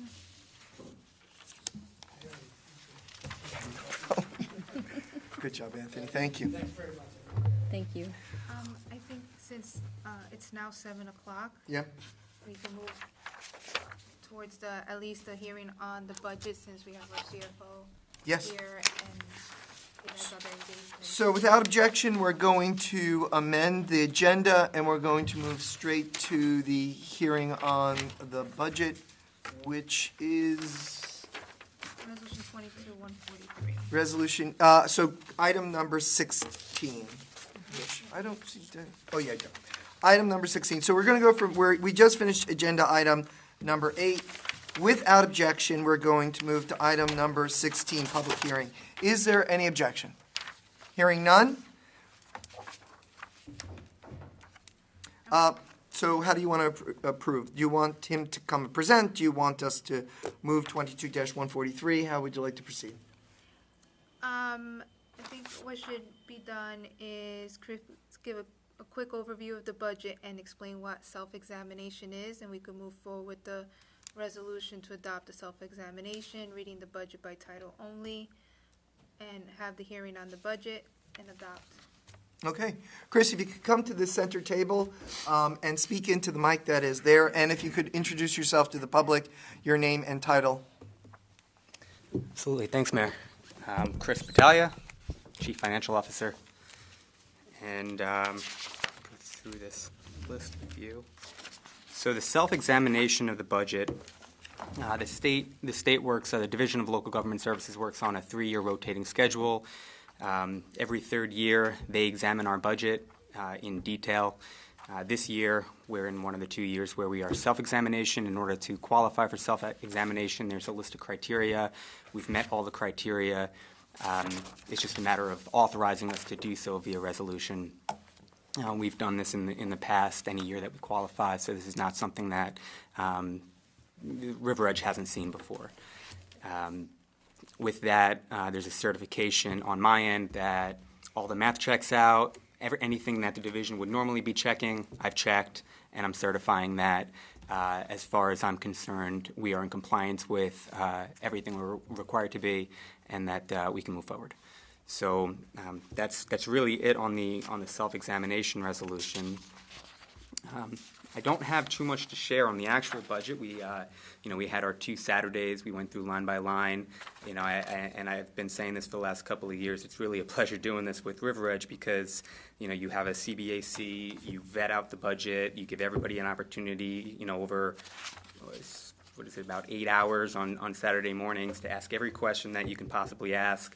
the process for River Edge is really great. And, I can come into these meetings feeling pretty confident that I don't need to, present anything because we've done that in pretty great detail. So I appreciate that because that makes it a lot easier on me. So thank you guys. So if I can interrupt you for a second for the public's benefit, those two meetings he just referred to are on YouTube, the Borough of River Edge page, as well as they're on the Mayor of River Edge page. So they've been published. They were also publicly open. The public was here, and we had a Citizens Budget Committee that also joined and offered comments. Go ahead, Chris. And that's pretty much it. If you have any questions about the budget, I'm happy to answer them. Once if we move forward with adoption today, budget gets imported into our system, and we're live with our adopted budget. Technically, under Robert's rules, you have to move and second before there's discussion. But we're going to really move quickly through this because we spent a lot of hours on it. So is there any comment from the council or question? Just one. Sure. How often do we get self-examination? Is it do you get chosen, or are you just every other year, a couple of years, or? They split the municipalities up into three groups. I don't remember if we're A, B, or C, but they pick one group each year to review. Okay. So it's every third year we are under review. Okay, thank you. Okay, for Resolution 22-143, 144, and 145, could I have the Finance Chair move each of those when it's time to move it, and one member of the Finance Committee be the second? And then we would, I believe, Ann and Mr. Sarlo, we can move all three as a group, or do we have to move each separately according to the new guidelines that you've given us? You can move the two as a group, then you're going to open it to the public, correct? Yes. Okay. Yeah, you can move them as a group. All right, so could I have a motion for Resolution 22-143, self-examination of the 2022 municipal budget, and 22-144, resolution to read the budget by title only? So moved. Second. It's been moved and seconded. It is open for debate. Is there debate? Hearing none, roll call. Councilwoman Bastide? Yes. Councilman Kanigo? Yes. Council President Kaufman? Yes. Councilwoman Kinsella? Yes. Councilwoman Malalari? Yes. Councilwoman Montesano Cohen? Yes. Now, Mr. Sarlo, are we at this point open for a hearing, or do we move that separately? You have to open it for the hearing. Okay, So you great. have to do roll call. Could I have any member of council move and another to second for the hearing on the 2022 municipal budget? So moved. Second. It's been moved and seconded. This is not debatable. This has to be roll call too, right? Yes. Roll call, please. Councilwoman Bastide? Yes. Councilman Kanigo? Yes. Council President Kaufman? Yes. Councilwoman Kinsella? Yes. Councilwoman Malalari? Yes. Councilwoman Montesano Cohen? Yes. In the chambers, we have two residents. Would either of you like to ask a question or make a comment? I'm seeing two noes. So at this point, could I have two other members of council move to close to the public? So moved. Second. It's been moved and seconded. It is not debatable. Roll call. Councilwoman Bastide? Yes. Councilman Kanigo? Yes. Council President Kaufman? Yes. Councilwoman Kinsella? Yes. Councilwoman Malalari? Yes. Councilwoman Montesano Cohen? Yes.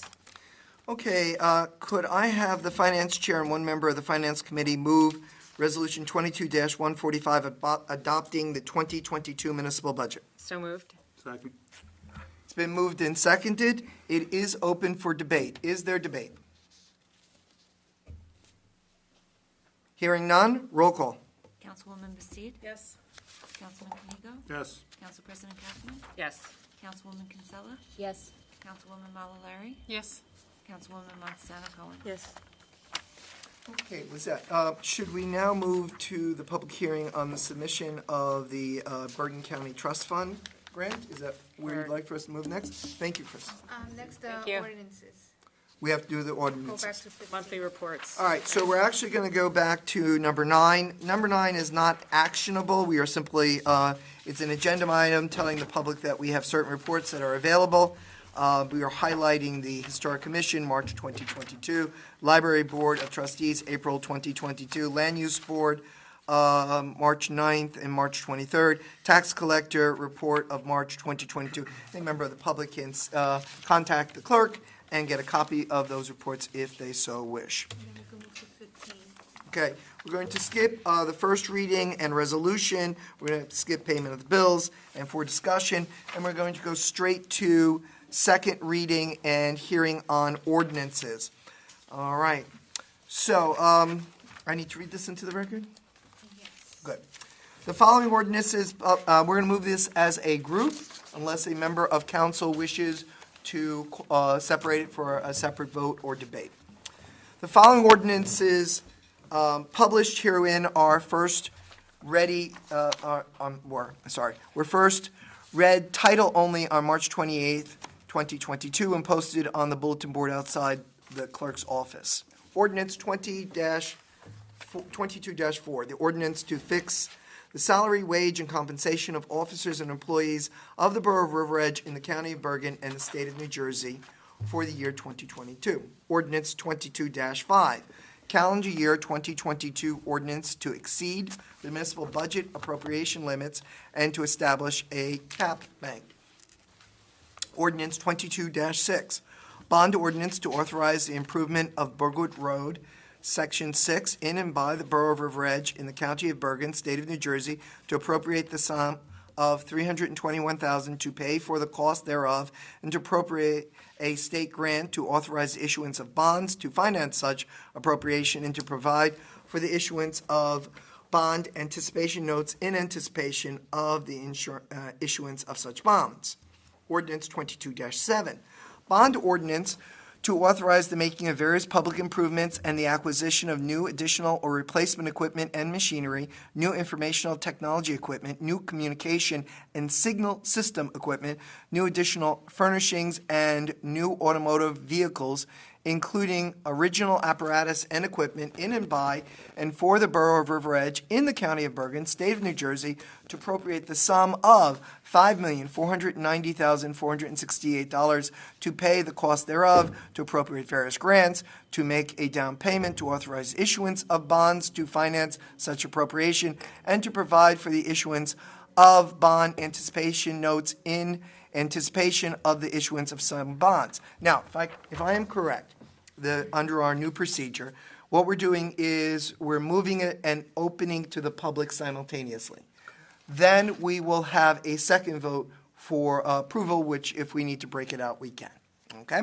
So could I have Councilwoman Kinsella and Councilwoman Molinari move and second the four ordinance I've just read into the record. So moved. Second.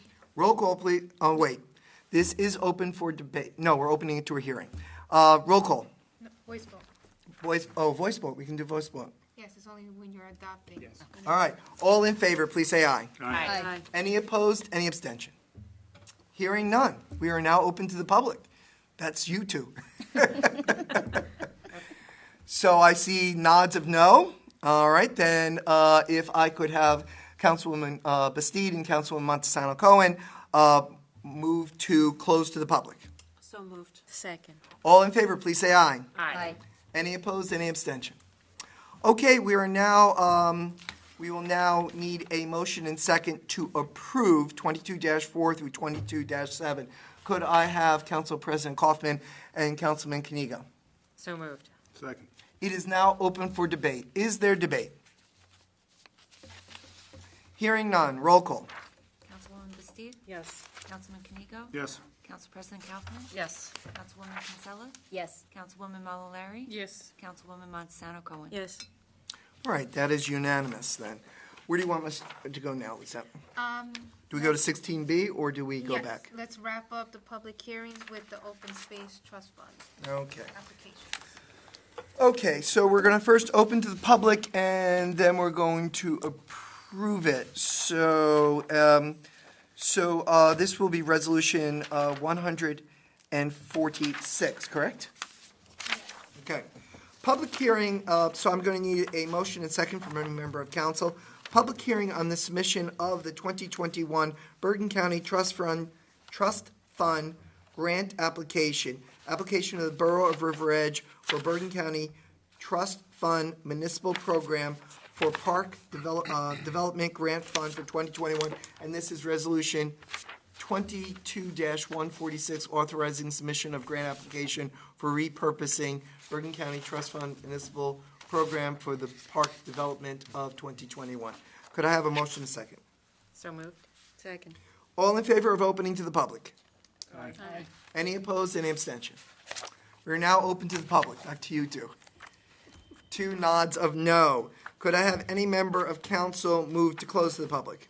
So moved. Second. All in favor, please say aye. Aye. Any opposed, any abstentions? Hearing none. Could I have Councilwoman Bastide move and Councilman Monsanto Cohen second, Resolution 22-146, as read? Second. Roll call. Councilwoman Bastide? Yes. Councilman Kanigo? Yes. Council President Kaufman? Yes. Councilwoman Kinsella? Yes. Councilwoman Malalari? Yes. Councilwoman Montesano Cohen? Yes. Okay, could I have any member of the council move the public hearing on the submission of the 2022 Bergen County Trust Fund grant application, the application to the Borough of River Edge for the Bergen County Trust Fund Municipal Program for Park Development Grant Funding for 2022, which is Resolution 22-147, authorizing submission of grant application, Bergen County Trust Fund Municipal Program for Park Development for 2022. So moved. Second. It's been moved and seconded. All in favor, please say aye. Aye. Any opposed, any abstention? Hearing none, we're back to you two. All right, anyone want to speak? No? Very good. Could I have two other members of council move to close to the public? So moved. Second. All in favor, please say aye. Aye. Any opposed, any abstention? Hearing none, could I have Council President Kaufman move and Councilman Kanigo second, Resolution 22-147, as previously read? So moved. Second. Roll call. Councilwoman Bastide? Yes. Councilman Kanigo? Yes. Council President Kaufman? Yes. Councilwoman Kinsella? Yes. Councilwoman Malalari? Yes. Councilwoman Montesano Cohen? Yes. All right, where are we going now? Are we going back to first reading? Well, no, since we have our recreation director here, she also has our proposed park improvements Excellent. that was provided. If anyone has any questions or comments, take advantage. Okay, Carolyn, if you could read your full name into the record and your position in the borough. Carolyn Baldanza, Director of Recreation and Cultural Affairs. All right, Carolyn, could you just give us a brief abstract on the proposed park improvements for the benefit of the public? Sure. I provided the council with a little support document that basically outlines all the parks in a somewhat of an order of priority and outlines all the items that do need to get addressed in each park. I was asked to put it in order of priority, so that's what you see. The items are numbered, but some of these items, can be simultaneously, because some of them are smaller projects, while others are larger projects. So some things can be done simultaneously while we're working on larger projects. All right, and if I'm not mistaken, Lizette, correct me if I'm wrong, we were given just at the beginning of the meeting a engineer's estimate that I believe is connected to that? Well, this connected what we had just done for the 2022 open space grant application. That estimate was updated, and that is the estimate that we provided to the county in hopes of maximizing the match that they would provide. Good. And I would think it'd be safe to assume if we get that full matching grant, that would strike out item number 1, Brookside Park. Correct. Okay. And it also, I'm sorry to interrupt, but it No, also. I want you to speak up. The grant also addresses the handicap access at the entrance. So basically, the cul-de-sac on Greenway Terrace will cover, they'll enlarge that pathway and make it ADA. So that will be covered in the grant as well. Okay. So I open to any member of council for question, comment, or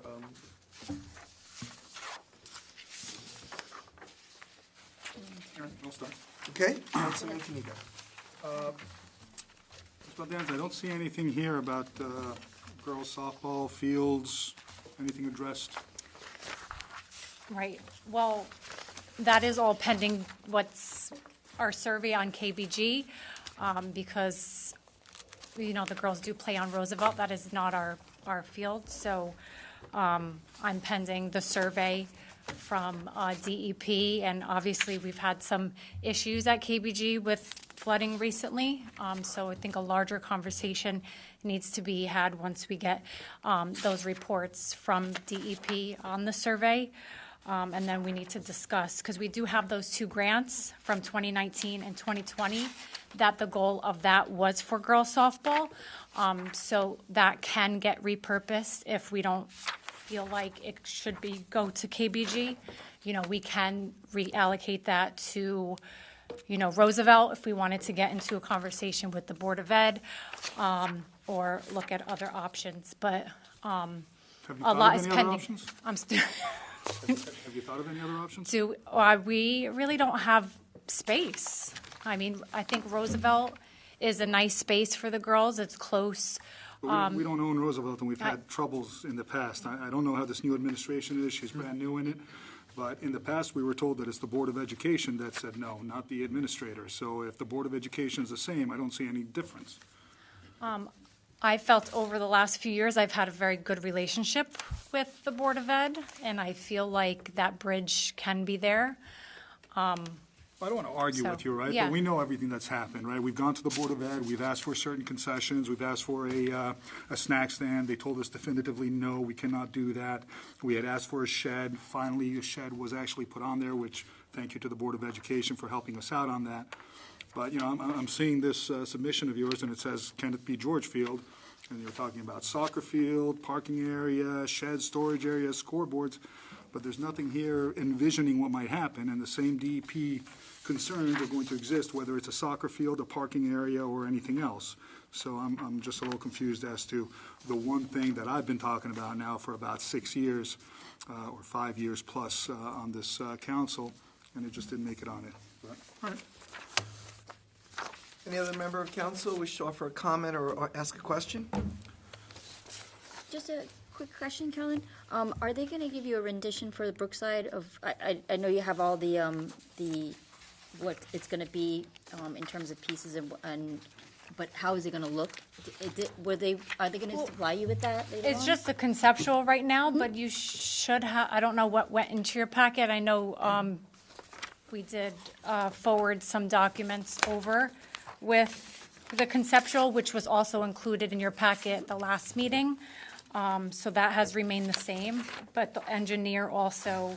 Are you referring to this?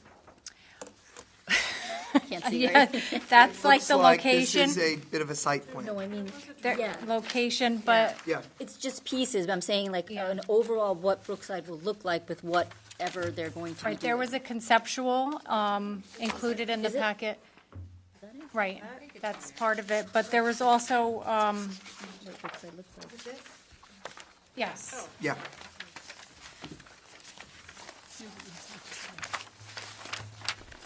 And there were like other more detailed ones like this. I don't know if that's in your packet this week, but it was definitely at the your last packet.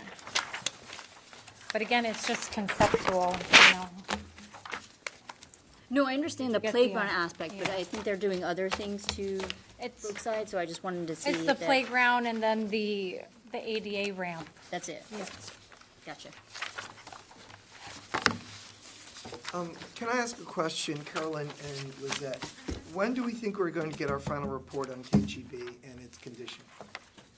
That's part of my old business of projects. The delineation flags were placed, then it takes about, then Costa's office, a borough engineer, will be plotting the flags onto the survey. The environmental consultant, it'll take about 4 weeks to then prepare the letter of interpretation in DEP. And then DEP takes, on average, 60 to 90 days to send someone to the field and provide a response.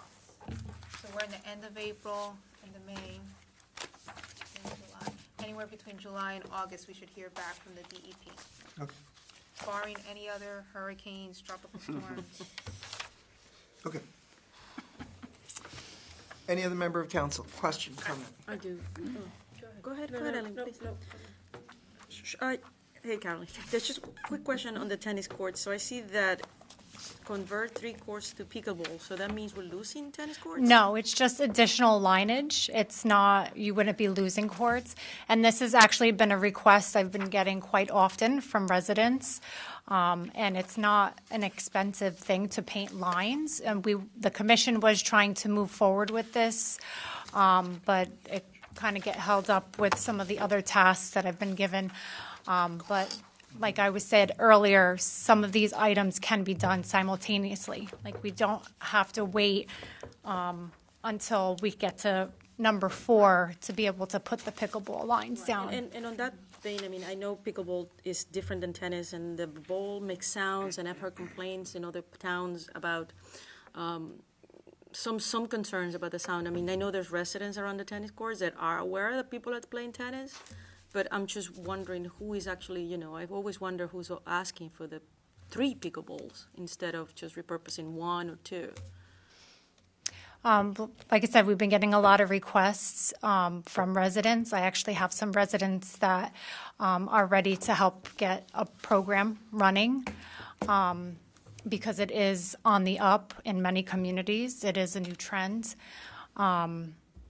So. Yes, I agree. I've been getting, a lot of people that I know have joined leagues in other towns to play pickleball, believe it or not. So, but it's pretty big now. We're getting big. It's a national phenomenon. Is it a national? Okay. It's like it's just Bergen County. No. It's, yeah. Thanks. Any other questions or comments? Ellen? Can you just remind us the status of the subcommittee that was formed to look at KBG and its repurposing? And I believe that there was a subcommittee that council members were on. Has that continued? Is that disbanded? We're waiting for the DEP. Oh, okay, so we all know that we're waiting for the DEP to provide us with their report before those on KBG, conversations right. can move forward. Of course, which is why I was curious as to why all these other things were there on KGB, because we can't move forward on any of them, right? Is that true? As of right now, I think that everything's in hold. Is holding pattern, Lizette, is that correct? Yeah, we're only maintaining what is current programming for KBG. And Maintaining even, the current programming. Yeah. Only the current programming, and even one of the fences that was replaced due to Ida from that rainstorm a few weeks ago, that was taken down, and we had to put an insurance claim. We received some money back from it, actually today, and it's in the process of going back up. Any other questions?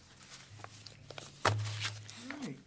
I just wanted to make a comment that I just want the council to know that Regal is important to the commission and to myself. So just because they were not written out in this document doesn't mean that they're not a priority. This task was about our current parks and their updates and changing. KBG, would be an upgrade. And like we had mentioned, we're waiting on DEP for that so that we know what direction we can go. But it is a Just so priority. you don't feel attacked, I'm asking that because the first thing you have here on KGB is grading and irrigation, right? And that's not something that we can do now until we Right, get something back but from that's as the DEP. current, that's as So our we're going to current, Regrade now this and list, irrigate? that's our current conditions. Oh, I understand Under that. It's been current our conditions for conditions, a that's while. what needs to be done. Right. Under the current, right. So you don't need DEP approval to regrade and irrigate this park, that's what you're saying? Based on our current parks, on that is what needs to get done regardless on the format out there. That field does need grading. And it does not need DEP approval, is that correct? For the grading, no, because we're looking at our current footprint And the on the irrigation fields. doesn't need DEP approval? Right, right. But when we're changing the formation of the field, extending it, going past our current footprint, then yes. So we can dig down in KGB and irrigate that field now Well, there's without getting currently- DEP approval. That's what I'm asking. I'm asking a very simple question. There's currently is an irrigation system in there that needs to be updated, but so it's. That's yeah. fine. And all I'm trying to get understanding is, can you do this work without the DEP approval since we have the DEP involved? That's all. Yes, it's our current field. Okay. Carolyn, thank you very, very much. We appreciate you coming in. Let's move on to first reading. Or do you want to move to discussion, or what do you want to do? Mayor? May I just, since I know the public session is later to follow. Well, we only have one person here. Without objection, would the council be willing to open to the public on any item? So moved. It is related to KBG, so. Yeah, that's why I- okay, so, moved. and I need a second? Second. All in favor, please say aye. Aye. Come on in. Full name and address.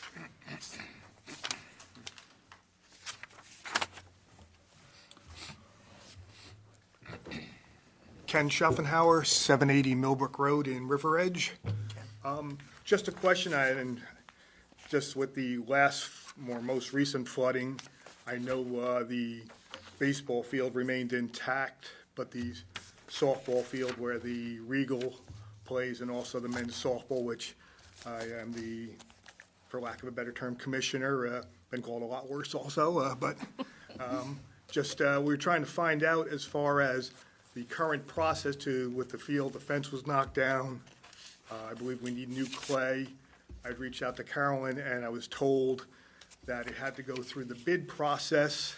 We were going for 3 bids to get the new clay and the work done, and I'm just trying to find out the status of that, and also question that process a little bit. Sure. Because my understanding is, most likely, I'm not certain of the cost, but the cost should fall under the minimum thresholds of 17,000, or Ms. Apportella, as a qualified purchasing agent, has a higher threshold. Yes. So with such a short season for the girls, our season's a little bit longer, I think time has been wasted where we could have gone the more direct route. So I'm just trying to get a little bit of clarification on that and status. Sure, Lizette, if you could handle that. I would defer the details to Ms. Valdenza. I know there were some purchase orders for clay.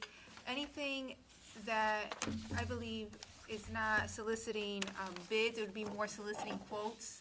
If anything is over $6,600, then we have to solicit quotes. It's not going out to bid. That's a totally different and much longer process. Okay, so quote and bid is a different Yeah, they're two different interpretation. things. Okay. In this Yes, context. and quotes go much quicker, and you don't have to wait. They give a deadline, you reach out to 3 or 4 vendors and say, I need a quote by Friday, and only 2 of you get to, respond. You don't have to wait for everybody else. A no quote is a quote, no is an answer. So then it's just a matter of putting in the information in our purchasing system. Right. I think there gets misinterpretation on the terminology sometimes. But yes, the 3 quotes did have to go out for the vendors because that was over the threshold. The deadline was last Friday. Today, I spoke with North Arrow. They're getting the bid for the work. But the clay and that's on contract, so that has been ordered already. So we're just pending the supplies and the vendor schedule to be available. But, so we're moving forward with that. Okay. Ballpark, when do you think that might be occurring? You may not know, and that's an acceptable answer. Right, within the next couple weeks, I mean, I'm hoping we'll have the clay by the end of the week, but it does depend on weather. And they have, a list of other municipalities on order before us. But we have. Yeah, where we are in the queue. Yeah. Yeah. But they know it's ASAP because they know we got flooded out. So, Are they unusable now, the fields? Are they completely unusable? The softball field is the big trench that was along the first baseline reappeared, not to the extent of last year's storm where it was a stocked lake with fish and everything, but, and also beyond shortstop into left field, the sand that was removed from the first baseline has migrated halfway out into the outfield, so it's a those two steps, as well as the fence, which Ms. Apatella said is on its way. That has been Okay. repaired, the fence. Yeah, so like we're playing even this evening on the baseball field, and it's not ideal because we're playing on the grass and it gets a little slick, and it's also not ideal for the baseball field itself because just if it gets a little soggy, we cancel games when normally we might have played, but just not wanting to disrupt the field and ruin the field for the main tenants on there. I would imagine the mound makes it difficult too, right? Yeah. Any other thoughts, Ken, or questions? Just as far as with the irrigation, the part of that, it's probably the long-term planning, but the water line that connects the irrigation to the dugout in the first base side, that line was ripped out during the last year's storm, so that is, I believe, part of the problem, and needs to be addressed. I'm not even sure if the water is on in all areas. It's all operating. Okay, all right. And just on one side note, just nice to see the council not wearing masks. When I had to drop off something, I noticed that the public safety building says masks required. I was going to ask the same question. That sign should have come down. I did ask them to take that down, but I guess they missed it. It needs to come down. Lizette, if you could make sure they take that down.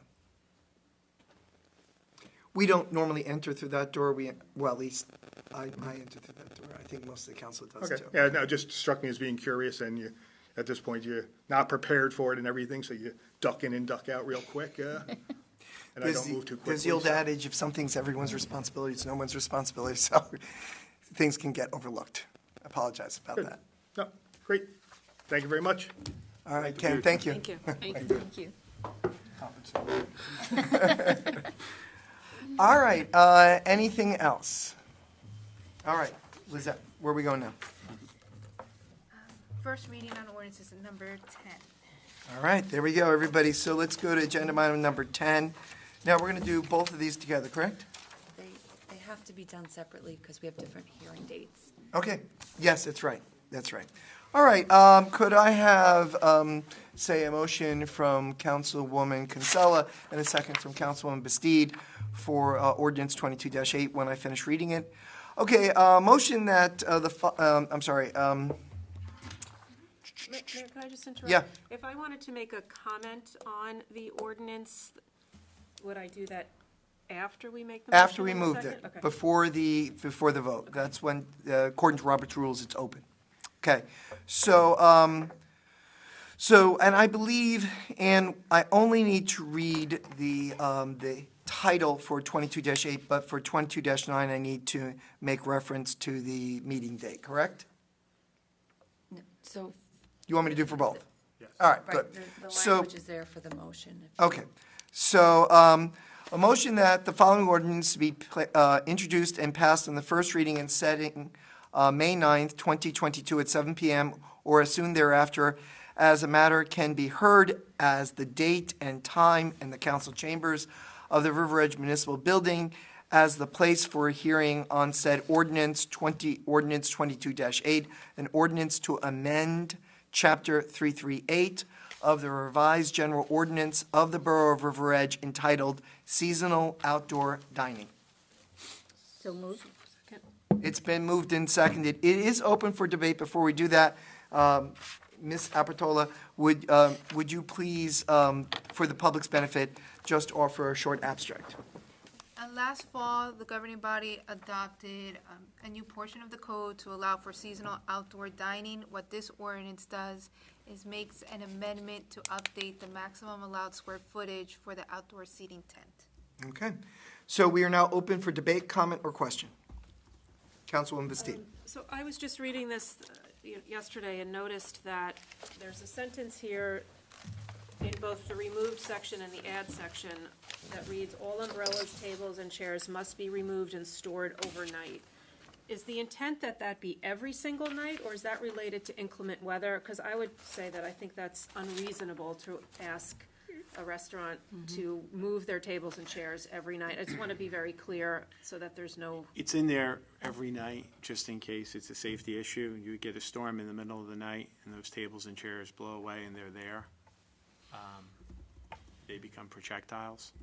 So that's why, but it's up to the mayor and council, but that's the reason why it was in there, because I think they want to probably remove them as a safety issue is, so there's no theft potentially, but that'll be up to them. But from the council perspective, initially it was, we don't want them to be projectiles at 3 o'clock in the morning when a storm rolls through. And I absolutely agree with that. I feel as though asking an establishment like, let's say Sanducci's, for example, that has bought very heavy tables and chairs to remain out there throughout the season, it's onerous to ask them to bring that in every single night. and Maybe there's store it. another way we can phrase it. That's what I was wondering, if there's. Could we say, as needed, given projected or predicted weather conditions? That I'm fine with, I just. Before we even get there, as you gave us the advice to put it in there initially, if we take it out, do we open ourselves up to any sort of liability?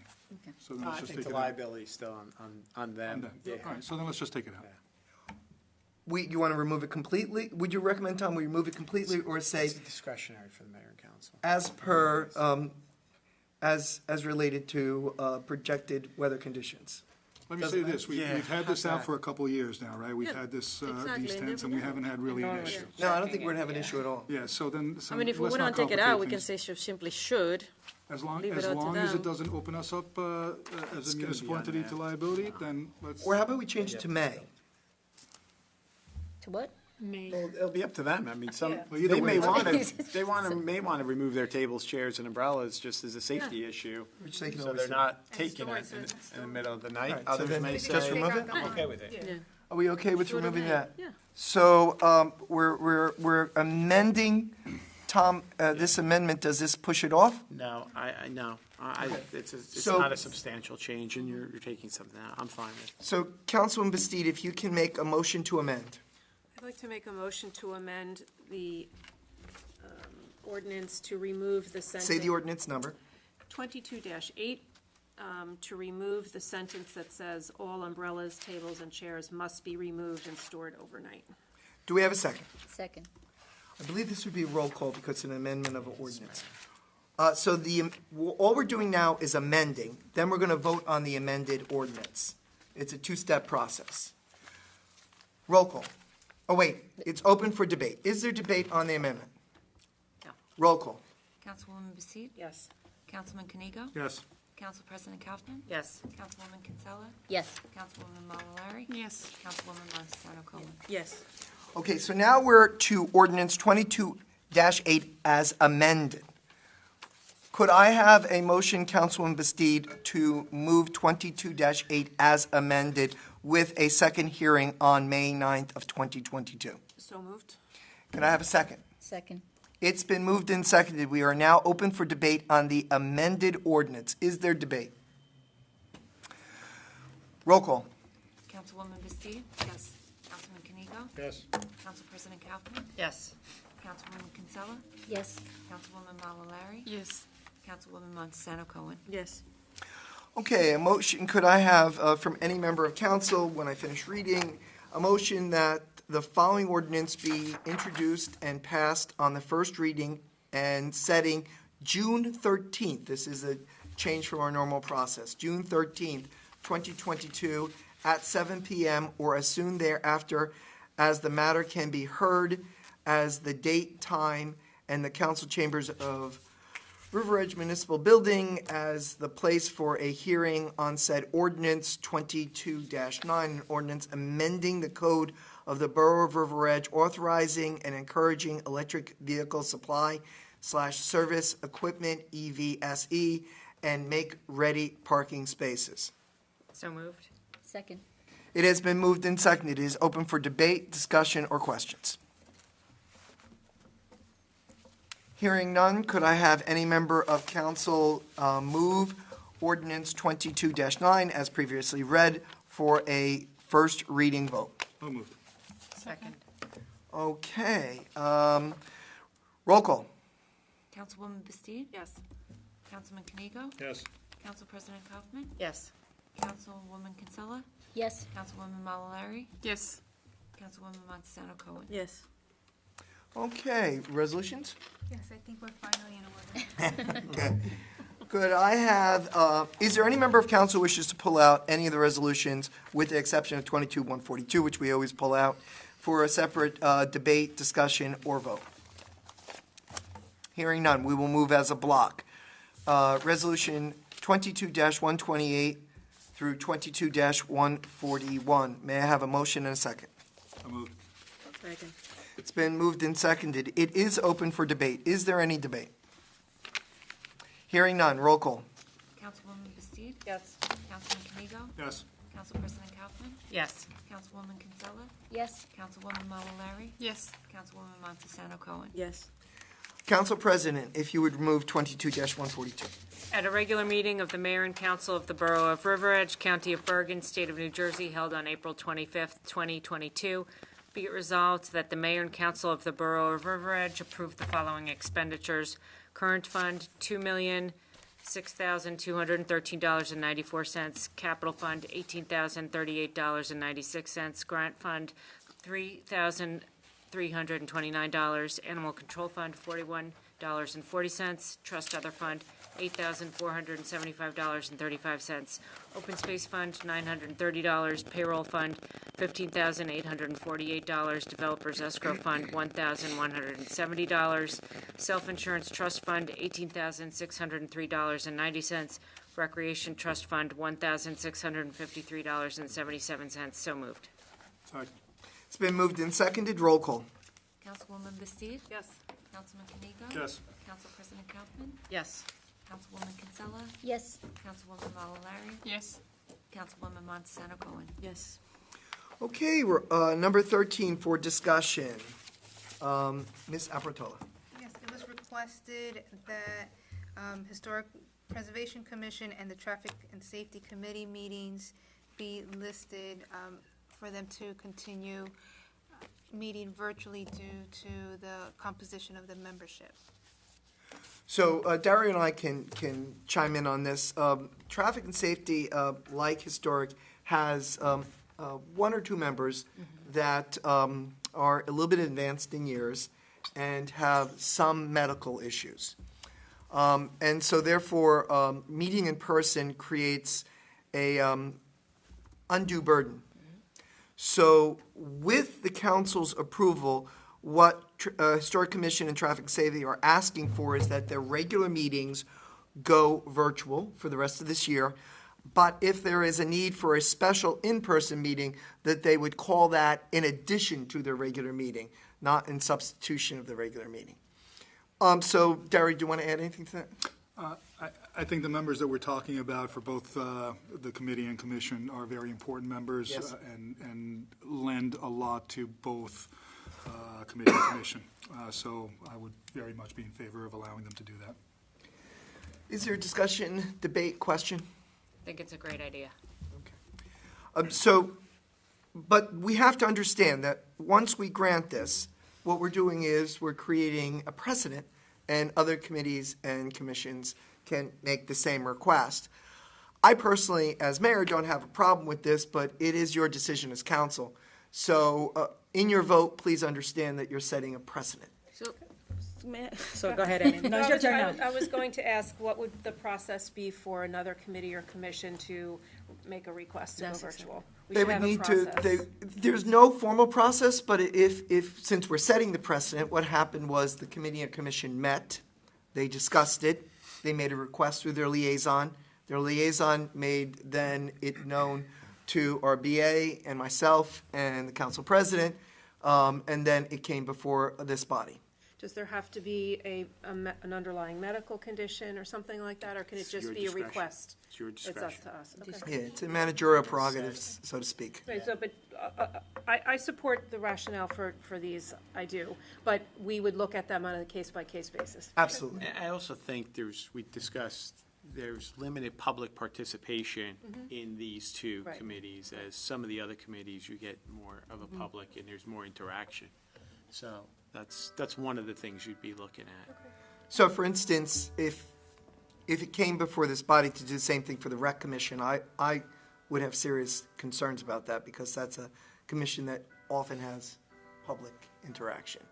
And we certainly wouldn't want to do it for the land use board either because, again, there is a lot of public interaction. But it doesn't That's end- just my thinking. But it doesn't end the public interaction. No. Even on Zoom, they can Right. still have public interaction. It And does. there's an argument to be made that there's elderly infirm people who can't get to the chambers who would otherwise be able to just simply Zoom. Yep. As we've seen, we've had numerous people appear throughout our Zoom council meetings to participate. Yeah. And now we have emptiness before us. I was just sharing my. No, I agree. Yeah, No, yeah. I'm just saying that if another committee or commission came to us, I certainly would listen to it. Oh, yeah. And as long as there's always the ability for the public to interact, I've got no problem with Zoom. I've always said that. I think it's brilliant, to be perfectly honest, because it allows elderly, infirm, people with young children who can't get out of the house, people who have COVID who can't get out of the house, but there may be something that they need to chime in on, whether it's commission or committee. So I hope New Jersey at some point moves to having some sort of joint session, this way we can be here, but we can actually interact with the public. But until then, if it's within our discretion, I got no problem with it. I would It's also like allowed to now, add, eventually when this project gets underway, Yeah. hopefully this summer, We'll the be law Zooming public anyway. safety room will be offline because finance will be in there and no one could go in there since it's finance and they're holding the money.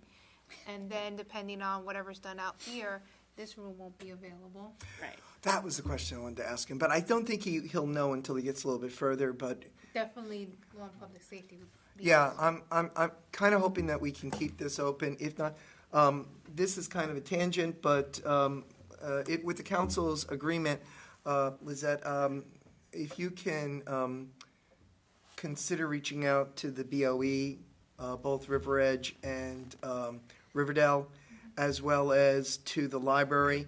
If we need to move the council meetings, we certainly can go virtual, but we may wish to explore whether we could move to one of those locations. Also, it's possible, though probably too labor-intensive, to move to company number one if the fire department was so interested and set up a quasi meeting space there where they'd move the fire engine out. And they've done that before for the holiday get-together when we light the borough tree and stuff like that. Just as options, the council may not wish to act on those options, but it'd be nice to know if there was, if that might be something we need to do, see whether they'd be open to that or I'm not. not so sure we're gonna be able to move all the recording equipment. for No, then we So- wouldn't have the recording equipment, but the recording equipment is not always necessary because our clerk would be taking minutes, or is that incorrect? No, we need our BIS recording equipment, our audio. We need to have some audio, because that's the official recording equipment. Okay, audio. all right then. Then you're right. Yeah. We could probably set something up temporarily, though. I mean, it's a camera and audio recording. That's not, I mean, that's I would something we can think, do with but- a video camera. Right. It may not be the best system, but we haven't had the best system anyway for a while, so. I just want us to have options. Yeah, no, I We agree. may choose not to do that, we might choose to go completely virtual, but I think it's good to have options, Okay. because I think that's due diligence personally. Mr. Mayor, I do have a follow-up on what we're saying here, so. Back to the Historic Commission, Yes. Traffic and Safety? So, Gesundheit. Bless you. we lifted the mandate for the masks, right? In my last meeting with the shade tree, there was one individual that requested, and everybody was okay with masking again. So the moment we create this precedent, how am I going to handle that if the person wants to zoom in because he feels more comfortable? When he requested everybody to mask, everybody was very polite and will mask. Well, two things. I'm going to let Mr. Sarlo comment on them. One, we as a body decided that masks are no longer required. So that individual may make that request, but the public that comes does not need to honor that request. Mr. Sarlo, would that be correct? Yeah, if they want to, just as you say, honor it and be gracious and do it, that's fine. We're just not, you're not requiring it. The If second anybody wants question. to assist them and do it, absolutely. There's no issue with that. We're not saying you can't wear a mask, or a commission decides. If the rec commission decides they all want to wear a mask when they're there, let Can he them zoom wear a in? mask. Can someone zoom in? They can't force the public to wear a mask, because we're telling everybody you don't have to wear a mask. If they choose all to wear a mask themselves, that's okay. I think her question, the second one goes to a hybrid. Yeah, so we've looked into that, and I think we've had some discussions. A lot of towns are going to hybrid, and it's still fuzzy. There's not Right. really clear rules. I think a lot of people, a lot of towns are saying, we're going to do it until they tell us, no. And as long as we're giving the public the opportunity to come in person, we're giving them that opportunity. Everything else is above and beyond it. Just as Dario said, you're giving more of an opportunity for people to participate. And I agree. I think this is the way it's going to go. So as long as we give people the opportunity to come in person and give them that second option, that's totally fine. A lot of communities are doing that. Until we get guidance from the state saying you can't do it, I think it's I'm fine easier with for that. a small meeting than, like, for here, we would need additional equipment, and I don't think we want to put additional equipment in here right now if we're going to possibly be moving out. Yeah, no, not for us. Yeah. No, not For for the us. communities in No, not for us. But I'm thinking that we lost people coming in, zooming into meetings in other committees that I am the liaison because they prefer not to go in person. And sometimes people just can't make meetings because they're late or something like that, and if there's the ability to zoom in, then you can make it. You may see more of a volunteer, more people looking to volunteer if they don't need to come in person. Right. In January, in the middle, they come home from work, they Right. Zoom on, they're able to participate. You may get more volunteer participation. I'm confused. Can a committee hold a hybrid meeting by having it in person and then having somebody on, like, FaceTime or, I'm confused. You can't do the FaceTime. I You have thought to that was have it- Lisa's You have to have it question. recorded via Zoom. Okay, Zoom. so It has you to be can do recorded. both then, you can If they provide. have that, if they have that ability to do that. I thought we had said, no, we couldn't do that. Early on, we thought we We couldn't. couldn't, yeah. Kind We of, couldn't do it early on. Right. So if I have a committee that says, you know what, I want to provide a virtual option and an in-person option, and they set up the virtual meeting, they can run the meeting that way? The planning board's been asking to do that, yes. I didn't know we had. So it's that been new going back and guidance. forth, and I think the email chain that we were on was really We'll only discuss last it tonight, week. Yeah, so we'll just discuss it tonight. So, so now, just for clarification and for the record, Mr. Sarlo, Yes. we're saying not just for the public, but for some members of the committee, or just for the public? Well, we're saying for these two committees, we're allowing them to go virtual. Totally virtual. Totally virtual. But can committees, commissions, can they have some members, like, for instance, say I couldn't be here tonight, could then I run the meeting remotely from Florida? It's your call. I would imagine it's gonna have to be, it depends on the level. There are certain levels, council, Yep. land use board, they're different animals than traffic and safety and rec. They just are. So I think there's certain ones that I think all of it will have to be case by case, and we have to listen to the reasons why.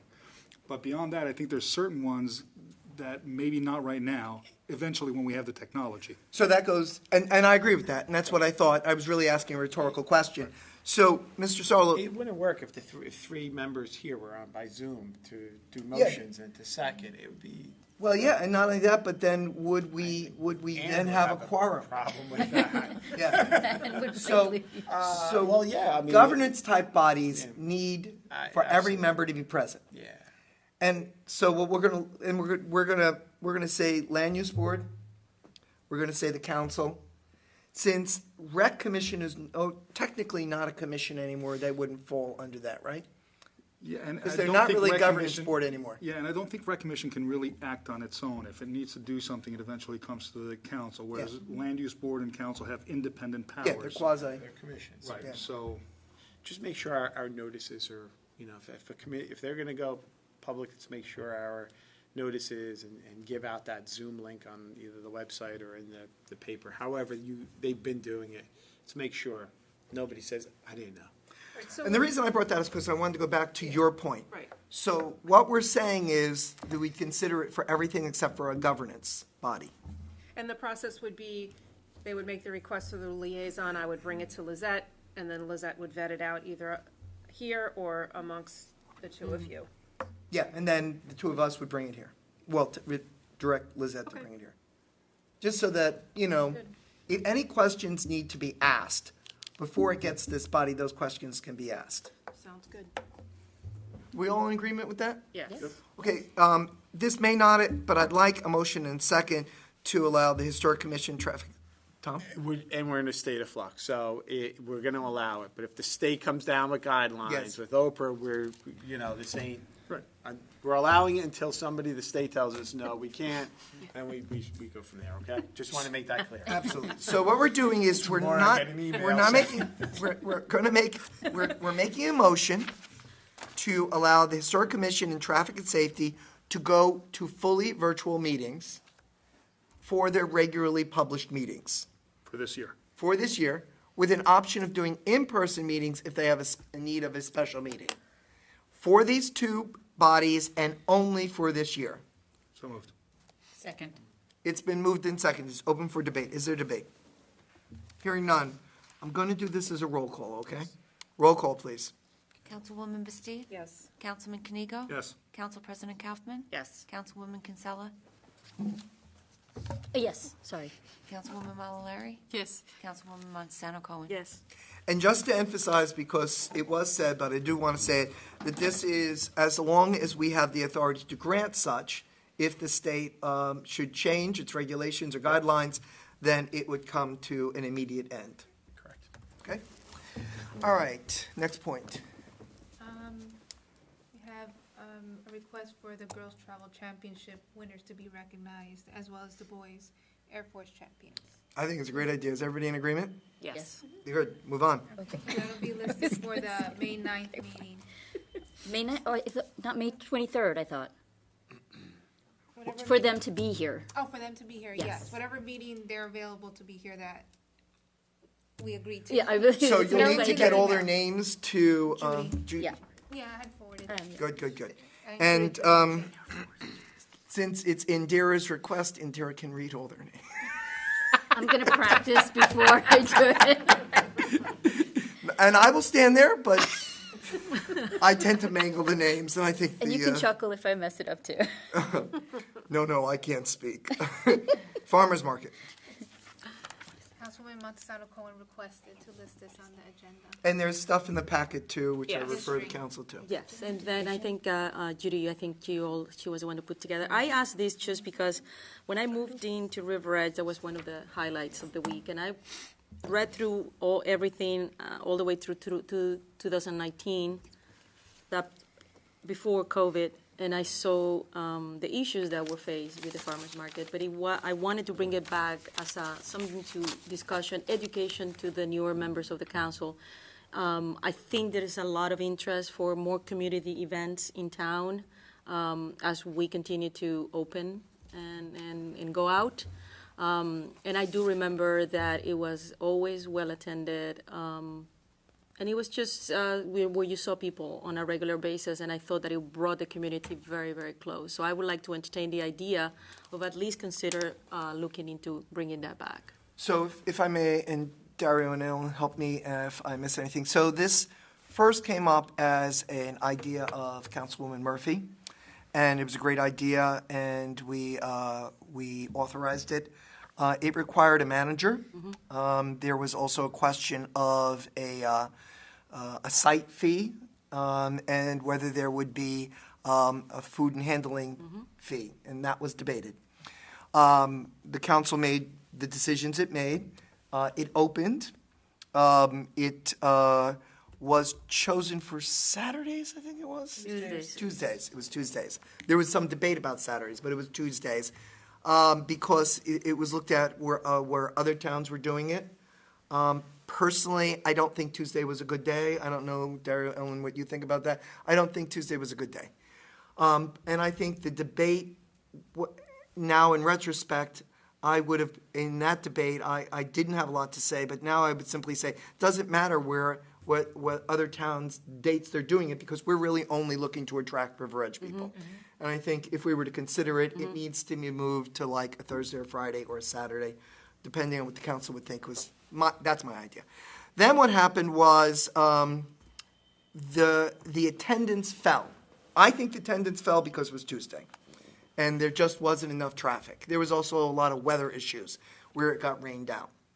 And it was also in the old VFW parking lot, which was not really conducive. Our new parking lot is really outstanding. Also, there was a question of, could we put the stands on the grass and leave the parking lot as a parking lot?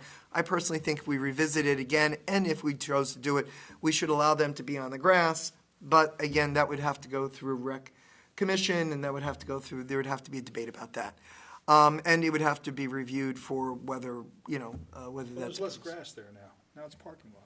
No, I'm talking about right behind the veterans statue. Okay. I think it could go there and it'd go very, very well, and that way the parking lot would be the parking lot. And that was another issue. Pulling into and pulling out of the parking lot was, for some people, a little threatening, a little anxiety producing. I vividly remember these debates for Yeah. whatever reason why. They became very contentious between the council, but I also remember the reason they chose Tuesday was the manager, if I believe, said that a lot of the vendors are the same vendors that go That's from right. town to town, and they're already locked in on Saturdays for certain towns. And that's Tuesday was an open date in the area, if I remember. That may have changed. You're probably it may right. changed. That's the reason why, one of the reasons why they suggested Tuesday. Yeah. It may change, there may be other vendors out there, but that's back then. Now, the anchor vendor was the produce vendor, because it's a farmer's market. And that vendor was not exactly happy with Tuesday, was not exactly happy with the amount of traffic, wasn't happy with the parking. Now we can do different things. Now, then what happened is Councilwoman Mary Davis took it over, and there's a lot of work to it, tremendous amount of work to it. So whatever council person took it over, that would have to be a commitment they'd have to make in addition to our manager. Then, and then we had, again, we had a summer of rain, we had a summer of low traffic, we had a summer of concerns, and the farmer's market pulled out. And then Councilwoman Davis came and said, we have a farmer's market without a farmer. And the other vendors were also not showing up. There was also a huge debate, do we ask for, if you want a location, do you pay for the entire summer? That actually was, that debate, I think, went wrong. We should have asked for the whole summer, so that they commit to it, and then give them a lower rate. And if somebody, and leave certain slots open for a week-to-week or a month-to-month. So that's the history behind it. I think we have, as I said, we have a great parking lot now. We have better access now. If we could move the vendors onto the grassy areas, that might also be a good thing. If we can't, at least the parking lot's big enough for that. Or even move the farmer market into Memorial Park. I think if that's a possibility, that's not a bad idea. But it is a tremendous commitment for whatever council person takes it on. This is not for the faint of heart. So that's the background. Dario, Ellen, do you want to chime in? I cover everything? Covered everything. Can I ask how many vendors you had? I think at our height we had 10. 10. I don't think we had more than 10. What do you think, Ellen? I think a little less than that. Yeah, maybe less than that. 8? Yeah, maybe 6 or 8. Yeah. Since we didn't budget for this, is there, and how late it is right now, do you think there's any way we could get this done for this year? Or There wasn't really a budget concern because we were collecting money for Okay. For some things. There was a small budget amount for the manager where we had to Right. supplement it, but I don't. Ellen, Dara, do you remember? I don't think this was a. Maybe Lizette, you can look up in previous years if we had a line item for it. I don't think we did. I mean, and again, I brought this up because of several constituents have asked me, obviously prompted by the parking lot, let's be honest. So, and I remember when I moved in that was actually, like I said, a highlight. I didn't bring it up to be contentious. I didn't know that happened at all. Everything was contentious back then. Well, that wasn't my intent, to put you, to get you nervous now. So, if it is, I read everything that Judy put together, and I thought that, getting the farmer was an issue, getting the person that manager was an issue. So I fully aware of all the issues. I wanted to at least brought it back, given the number of constituents that have come to me, and so why don't we just bring it back? And I'm like, you know what? I kind of thought that went away because of COVID. No, it didn't. I didn't know why that went away. Yeah, it was not COVID. But if, and I don't think any member of council has to do this, but if the council is interested, then one of you would have to take the lead on it. And the lead could just be looking for, we need the anchor. We need the farmer. And then if there is, so if one of you is willing to, don't you need to say it today, we could always bring it up. I'll do it. We're trying to find a manager. They have all the connections. Right. So if you can hire a manager, they'll do all. And Michelle, I'll help you because I brought this Okay. up, right? I mean, Okay. I just want to at least explore. Do we have a farmer? Is it something that we want to do? Sure. I see the downside. Yes, it's a lot of work. Everything is work. But I don't the think there's a community will downside, I benefit. just think there's a commitment issue. Right, right. I can help, I'll help too. Okay. All right, so can I have a motion and second to form an ad hoc Farmers. farmer market committee? So moved. Second. All in favor? Aye. Any opposed, any abstention? Wonderful. We have an ordinance on the books on it, so you want to Right. refer to that. Yeah, I saw the ordinance, yes. Thanks. Lizette? I believe you put the next one on. Oh, yes. Person. So we need a point person for future DEP county local exchange and meetings. This came up during our OEM meeting. And so the county is, and this also came up with the meeting that, Michelle, you were with me. Uh-huh. Who else was there? It was just the two of us. Just the two of us. Yeah. The county commissioner had a meeting with Suez. What's Suez's new name? Veolia. Veolia. Suez, yeah. And about the flooding that happened in New Milford, Ordell, and River Edge due to the opening of the gates after the storm. So during that meeting, there was this discussion about who would follow up. Basically, that falls to Stu Heisinger, who is our OEM. But there was also at the OEM a discussion about a point person at both meetings for future DEP county local exchange and meetings. Now, normally I would say I would do it because, I'm the mayor, but the problem is that I'm not available during the school year, during the days. So, and they have those meetings during the days. And I don't know if any of you are available for that. We could always just simply designate Jason or Stu to go continue to do that. We could ask other people, maybe Neil could, if he was interested.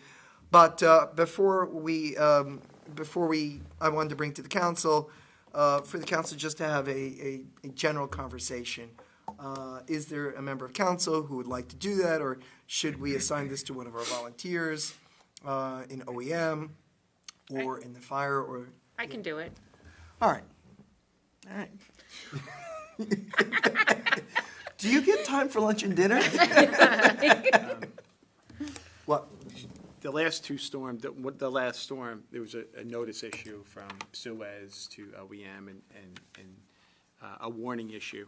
The last two storms we had, which were minor storms, county OEM was sending out a lot of emails from Suez. So just make sure maybe your municipal OEM can forward you what county is sending, because Suez is now in contact with county OEM about if they're anticipating opening up their reservoirs, or if there's going to be over flooding from their reservoirs coming downstream, how far downstream, and then county OEM is disseminating that to the towns. So we've been getting that the last couple storms, municipal OEMs. So, just as OEM, for me, I make sure it gets out to my governing body. So it's good so you guys know. So you are getting notifications through town, just make sure it gets to you. So, Michelle, if you can set up a quick meeting with Lizette and with Stu Okay. to make sure that the appropriate county and Suez and county by county, I mean OEM and the executive's office knows that you're the point person and that you should be added to all the email lists. Okay. Okay? All right, is the council comfortable with that? Yes. All right, great. So we have consensus. Before we go to council comments, is there any new business or old business that we need to discuss? Any other? two things. So one Okay. is about cultural affairs for Brittany to be a member. Yes. Well, since she's a member of Shade Tree, the way the ordinance is written, to be a member of the cultural affairs, it is open to residents of Borough of River Edge, and shall not be employed by the borough, and shall not currently be serving on any other board or commission. So to open, I don't know if it was just to make sure somebody wasn't serving on recreation and cultural affairs, but if you want to open it up to any other resident who happens to be a member of a different board, the ordinance needs to be changed. So just, I don't know if all the council is up to speed on this, so if you can just give a little background, again, because I don't think they all heard it. Are you all up to speed on this? Well, no, it was brought to my attention by Director of Rec that the volunteers for cultural affairs has not been forthcoming. So Preeti, who is on the Shade Tree Commission as an alternate, would like to be a part of that committee. And so she asked if that's a possibility, and then Lizette had to check to see about the ordinance, if she could be on both. So I don't have any problems with that. Does any member of council have a problem with that? So if you can get together with Tom and think of language that would be without, because rec shouldn't also be, you don't want people double. So we could just change it to shall not currently be serving on the Recreation Commission. Good, So then we'll do an ordinance with that quick change for the next meeting. great. Which would only be the rec, so Yeah. if she's on any So other, if like somebody's she's on on Shade Shade. Tree or land use Okay. or historic preservation. Okay. Okay, and then we have the capital report. Yes, really quickly, Continental Avenue Library parking lot, all major items have been completed. It's just a matter of meeting what's required on the punch list, and the contractor will be coordinating with Shade Tree on the planting of trees. Now, there's still a lot of equipment. There's 2 backhoes and there's 2 trucks. Will they be staying? Do you have any idea? You may not. No, as long as whatever is on the punch list, and that includes signage, trees, and whatever work needs to be finalized so the project can be closed out. Okay. KBG, I had explained that the flags were placed, it will be plotted on the survey, and then the paperwork will be sent to the DEP. The 2021 ADA ramps, the project started today. It's anticipated to be a 16-day project going from location, but it's all contingent upon the weather. The contractor has 45 days to complete the project. And that ties in with our 2022 paving program through the Riverside Cooperative. The bid opening was postponed by a week because an addendum needed to be issued, so I'm still waiting to see what the results are of that bid opening.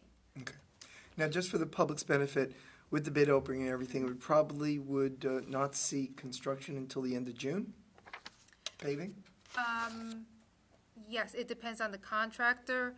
These ramps that are currently being worked on are the locations where the streets will be paved. So even if the bids were perfect, the contractor was ready, if these ramps aren't completed, They we can't shouldn't, start. we shouldn't be doing the milling and paving. Yeah. But it would be sometime summer, late summer. I'll see what I'll have to manhandle to get on the schedule before others, like I did last year. The rapid flashers, the RRFBs, that project's on hold until the police department performs pedestrian studies to outline the intersections. 2022 ADA ramps, we'll be authorizing a resolution to go out to bid for the next meeting. The Community Development Block Grant Reservoir Sidewalk Improvement Projects, Cost Engineering completed their design, so now it's being reviewed by the CDBG representative at the county. Just for the benefit of the public, would you just tell us what I always say it wrong. CDBG, Community Development Block Grant, that's a federally funded program, and it all depends on the low, moderate income areas based on census tracts, and River Edge currently still has one census tract. We're still waiting to see if we will keep that one, but until the feds finalize that, we will maximize whatever we can, because once we lose that tract, the only thing we could do are ADA improvements to public buildings. Yeah, but for the public's benefit, who might be watching on YouTube, this is money we're bringing into the town to do capital improvements that don't cost the residents really much money at all. I think we just have to cover engineering costs. Yes, all the hard costs, the construction costs are 100% covered. There's no match. It's only, we're responsible for our professionals. Yeah, and so we've literally, over the years I've been on council, I think we've saved millions to the taxpayers with this, which is a great program, and we're very grateful for it. That's just an aside for those who are watching or listening. And the last item is we're currently scheduled for the May 23rd meeting to have our borough engineer here to go over the Voorhees drainage project. Okay? Anything else? No. Any question from council? Does any member of council have a comment or something they want to mention? I know we have the River Edge Run coming up and things like that. Before we move there, Mr. Mayor, under new business, I'd like to add something. Sure. Just been thinking about it tonight. I'd like to propose that the council create a subcommittee to explore whether there's other places in River Edge we might look to build a field for the girls. I'm fairly certain that there is somewhere that we can, but I don't want to talk about it right now in open session. I'd like to create a 3-council-member committee with Ms. Opertella, the DPW chairman, and perhaps Mr. Costa, to kind of vet some other areas where we might consider, and Mr. Melito, if I didn't mention him, we might consider looking to build something for the girls on a municipal property. I know what you're thinking. I think it's a good idea to explore this, and it might be a great solution to our problem. Is the council open to such an ad hoc committee? Yes. Who would wish to join the committee?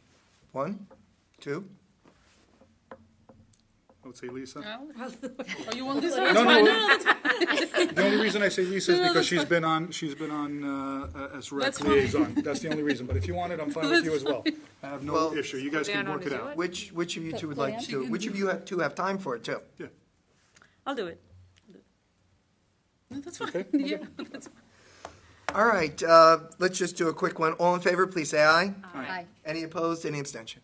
All right, any other new business? Very good, excellent. I'm very glad this committee is forming. I'm very, very glad this committee is forming. Okay, public comments from the council. You stole mine. I was going to say. No, that. if you could actually I give was the just date and going to time. say, Yeah. the River Edge Run is this Saturday. The 1 mile fun run is at 9, and the 5K is at 10. So at Cherry Hill. Yeah. And if I do anything, I'm doing the health walk at 10:15. Oh, sorry. Thank you. Anything else from any other member of council? Yes. The Stigma-Free Committee asked me to report that they'll be holding their second annual concert in the park on May 21st. That's Mental Health Awareness Month. They're adding food trucks this year. So that will be from 5:30 to 9:30. All council members will get an invitation to attend, and we hope you'll be able to do so. And I Give me that believe date that again? May 21st. I think I have my 5:30. calendar, but I want to And double check. I believe, Tom, Mayor, they're going to ask you to say a few words. Sure. Okay. The other item I just wanted to raise is, as we approach June for Pride Month, and we'll be raising the pride flag again, I wanted to ask Lizette whether or not we could make a formal invitation to the owners of Feathers, who's been in River Edge for over 40 years and is, I think, the oldest gay bar in the state of New Jersey. And it would be great to introduce them and recognize them at our flag raising, and if the council agrees, that we make a formal invitation to them from the borough to attend. I coordinate with Carolyn when that's going to be, because I don't know what the date is going to be. If there's no objection, No objection. No objection. that's it. Can you give me, on the 21st, can you give me a ballpark time? 5:30. 5:30 PM? Yes, indeed. Hopefully not AM. I will be at 5:30 a.m., you know. All right. Good. Anything else? Just congrats again to Dick Barry for yeah. 54 Yes. years. Yes. That's pretty epic. And Greg Caridi, who just got sworn in. Yes. And all the officers Yes. who were sworn in this weekend as well. Congratulations to all of them. That was a wonderful, wonderful event. And of course, Regal's opening day. Yes. And I believe the Little League is coming up next Couple week. weeks. Couple weeks, yeah. And the town is buzzing, don't you think? Yeah. It looks like it's doing really, really well. Okay, could I have a motion to adjourn?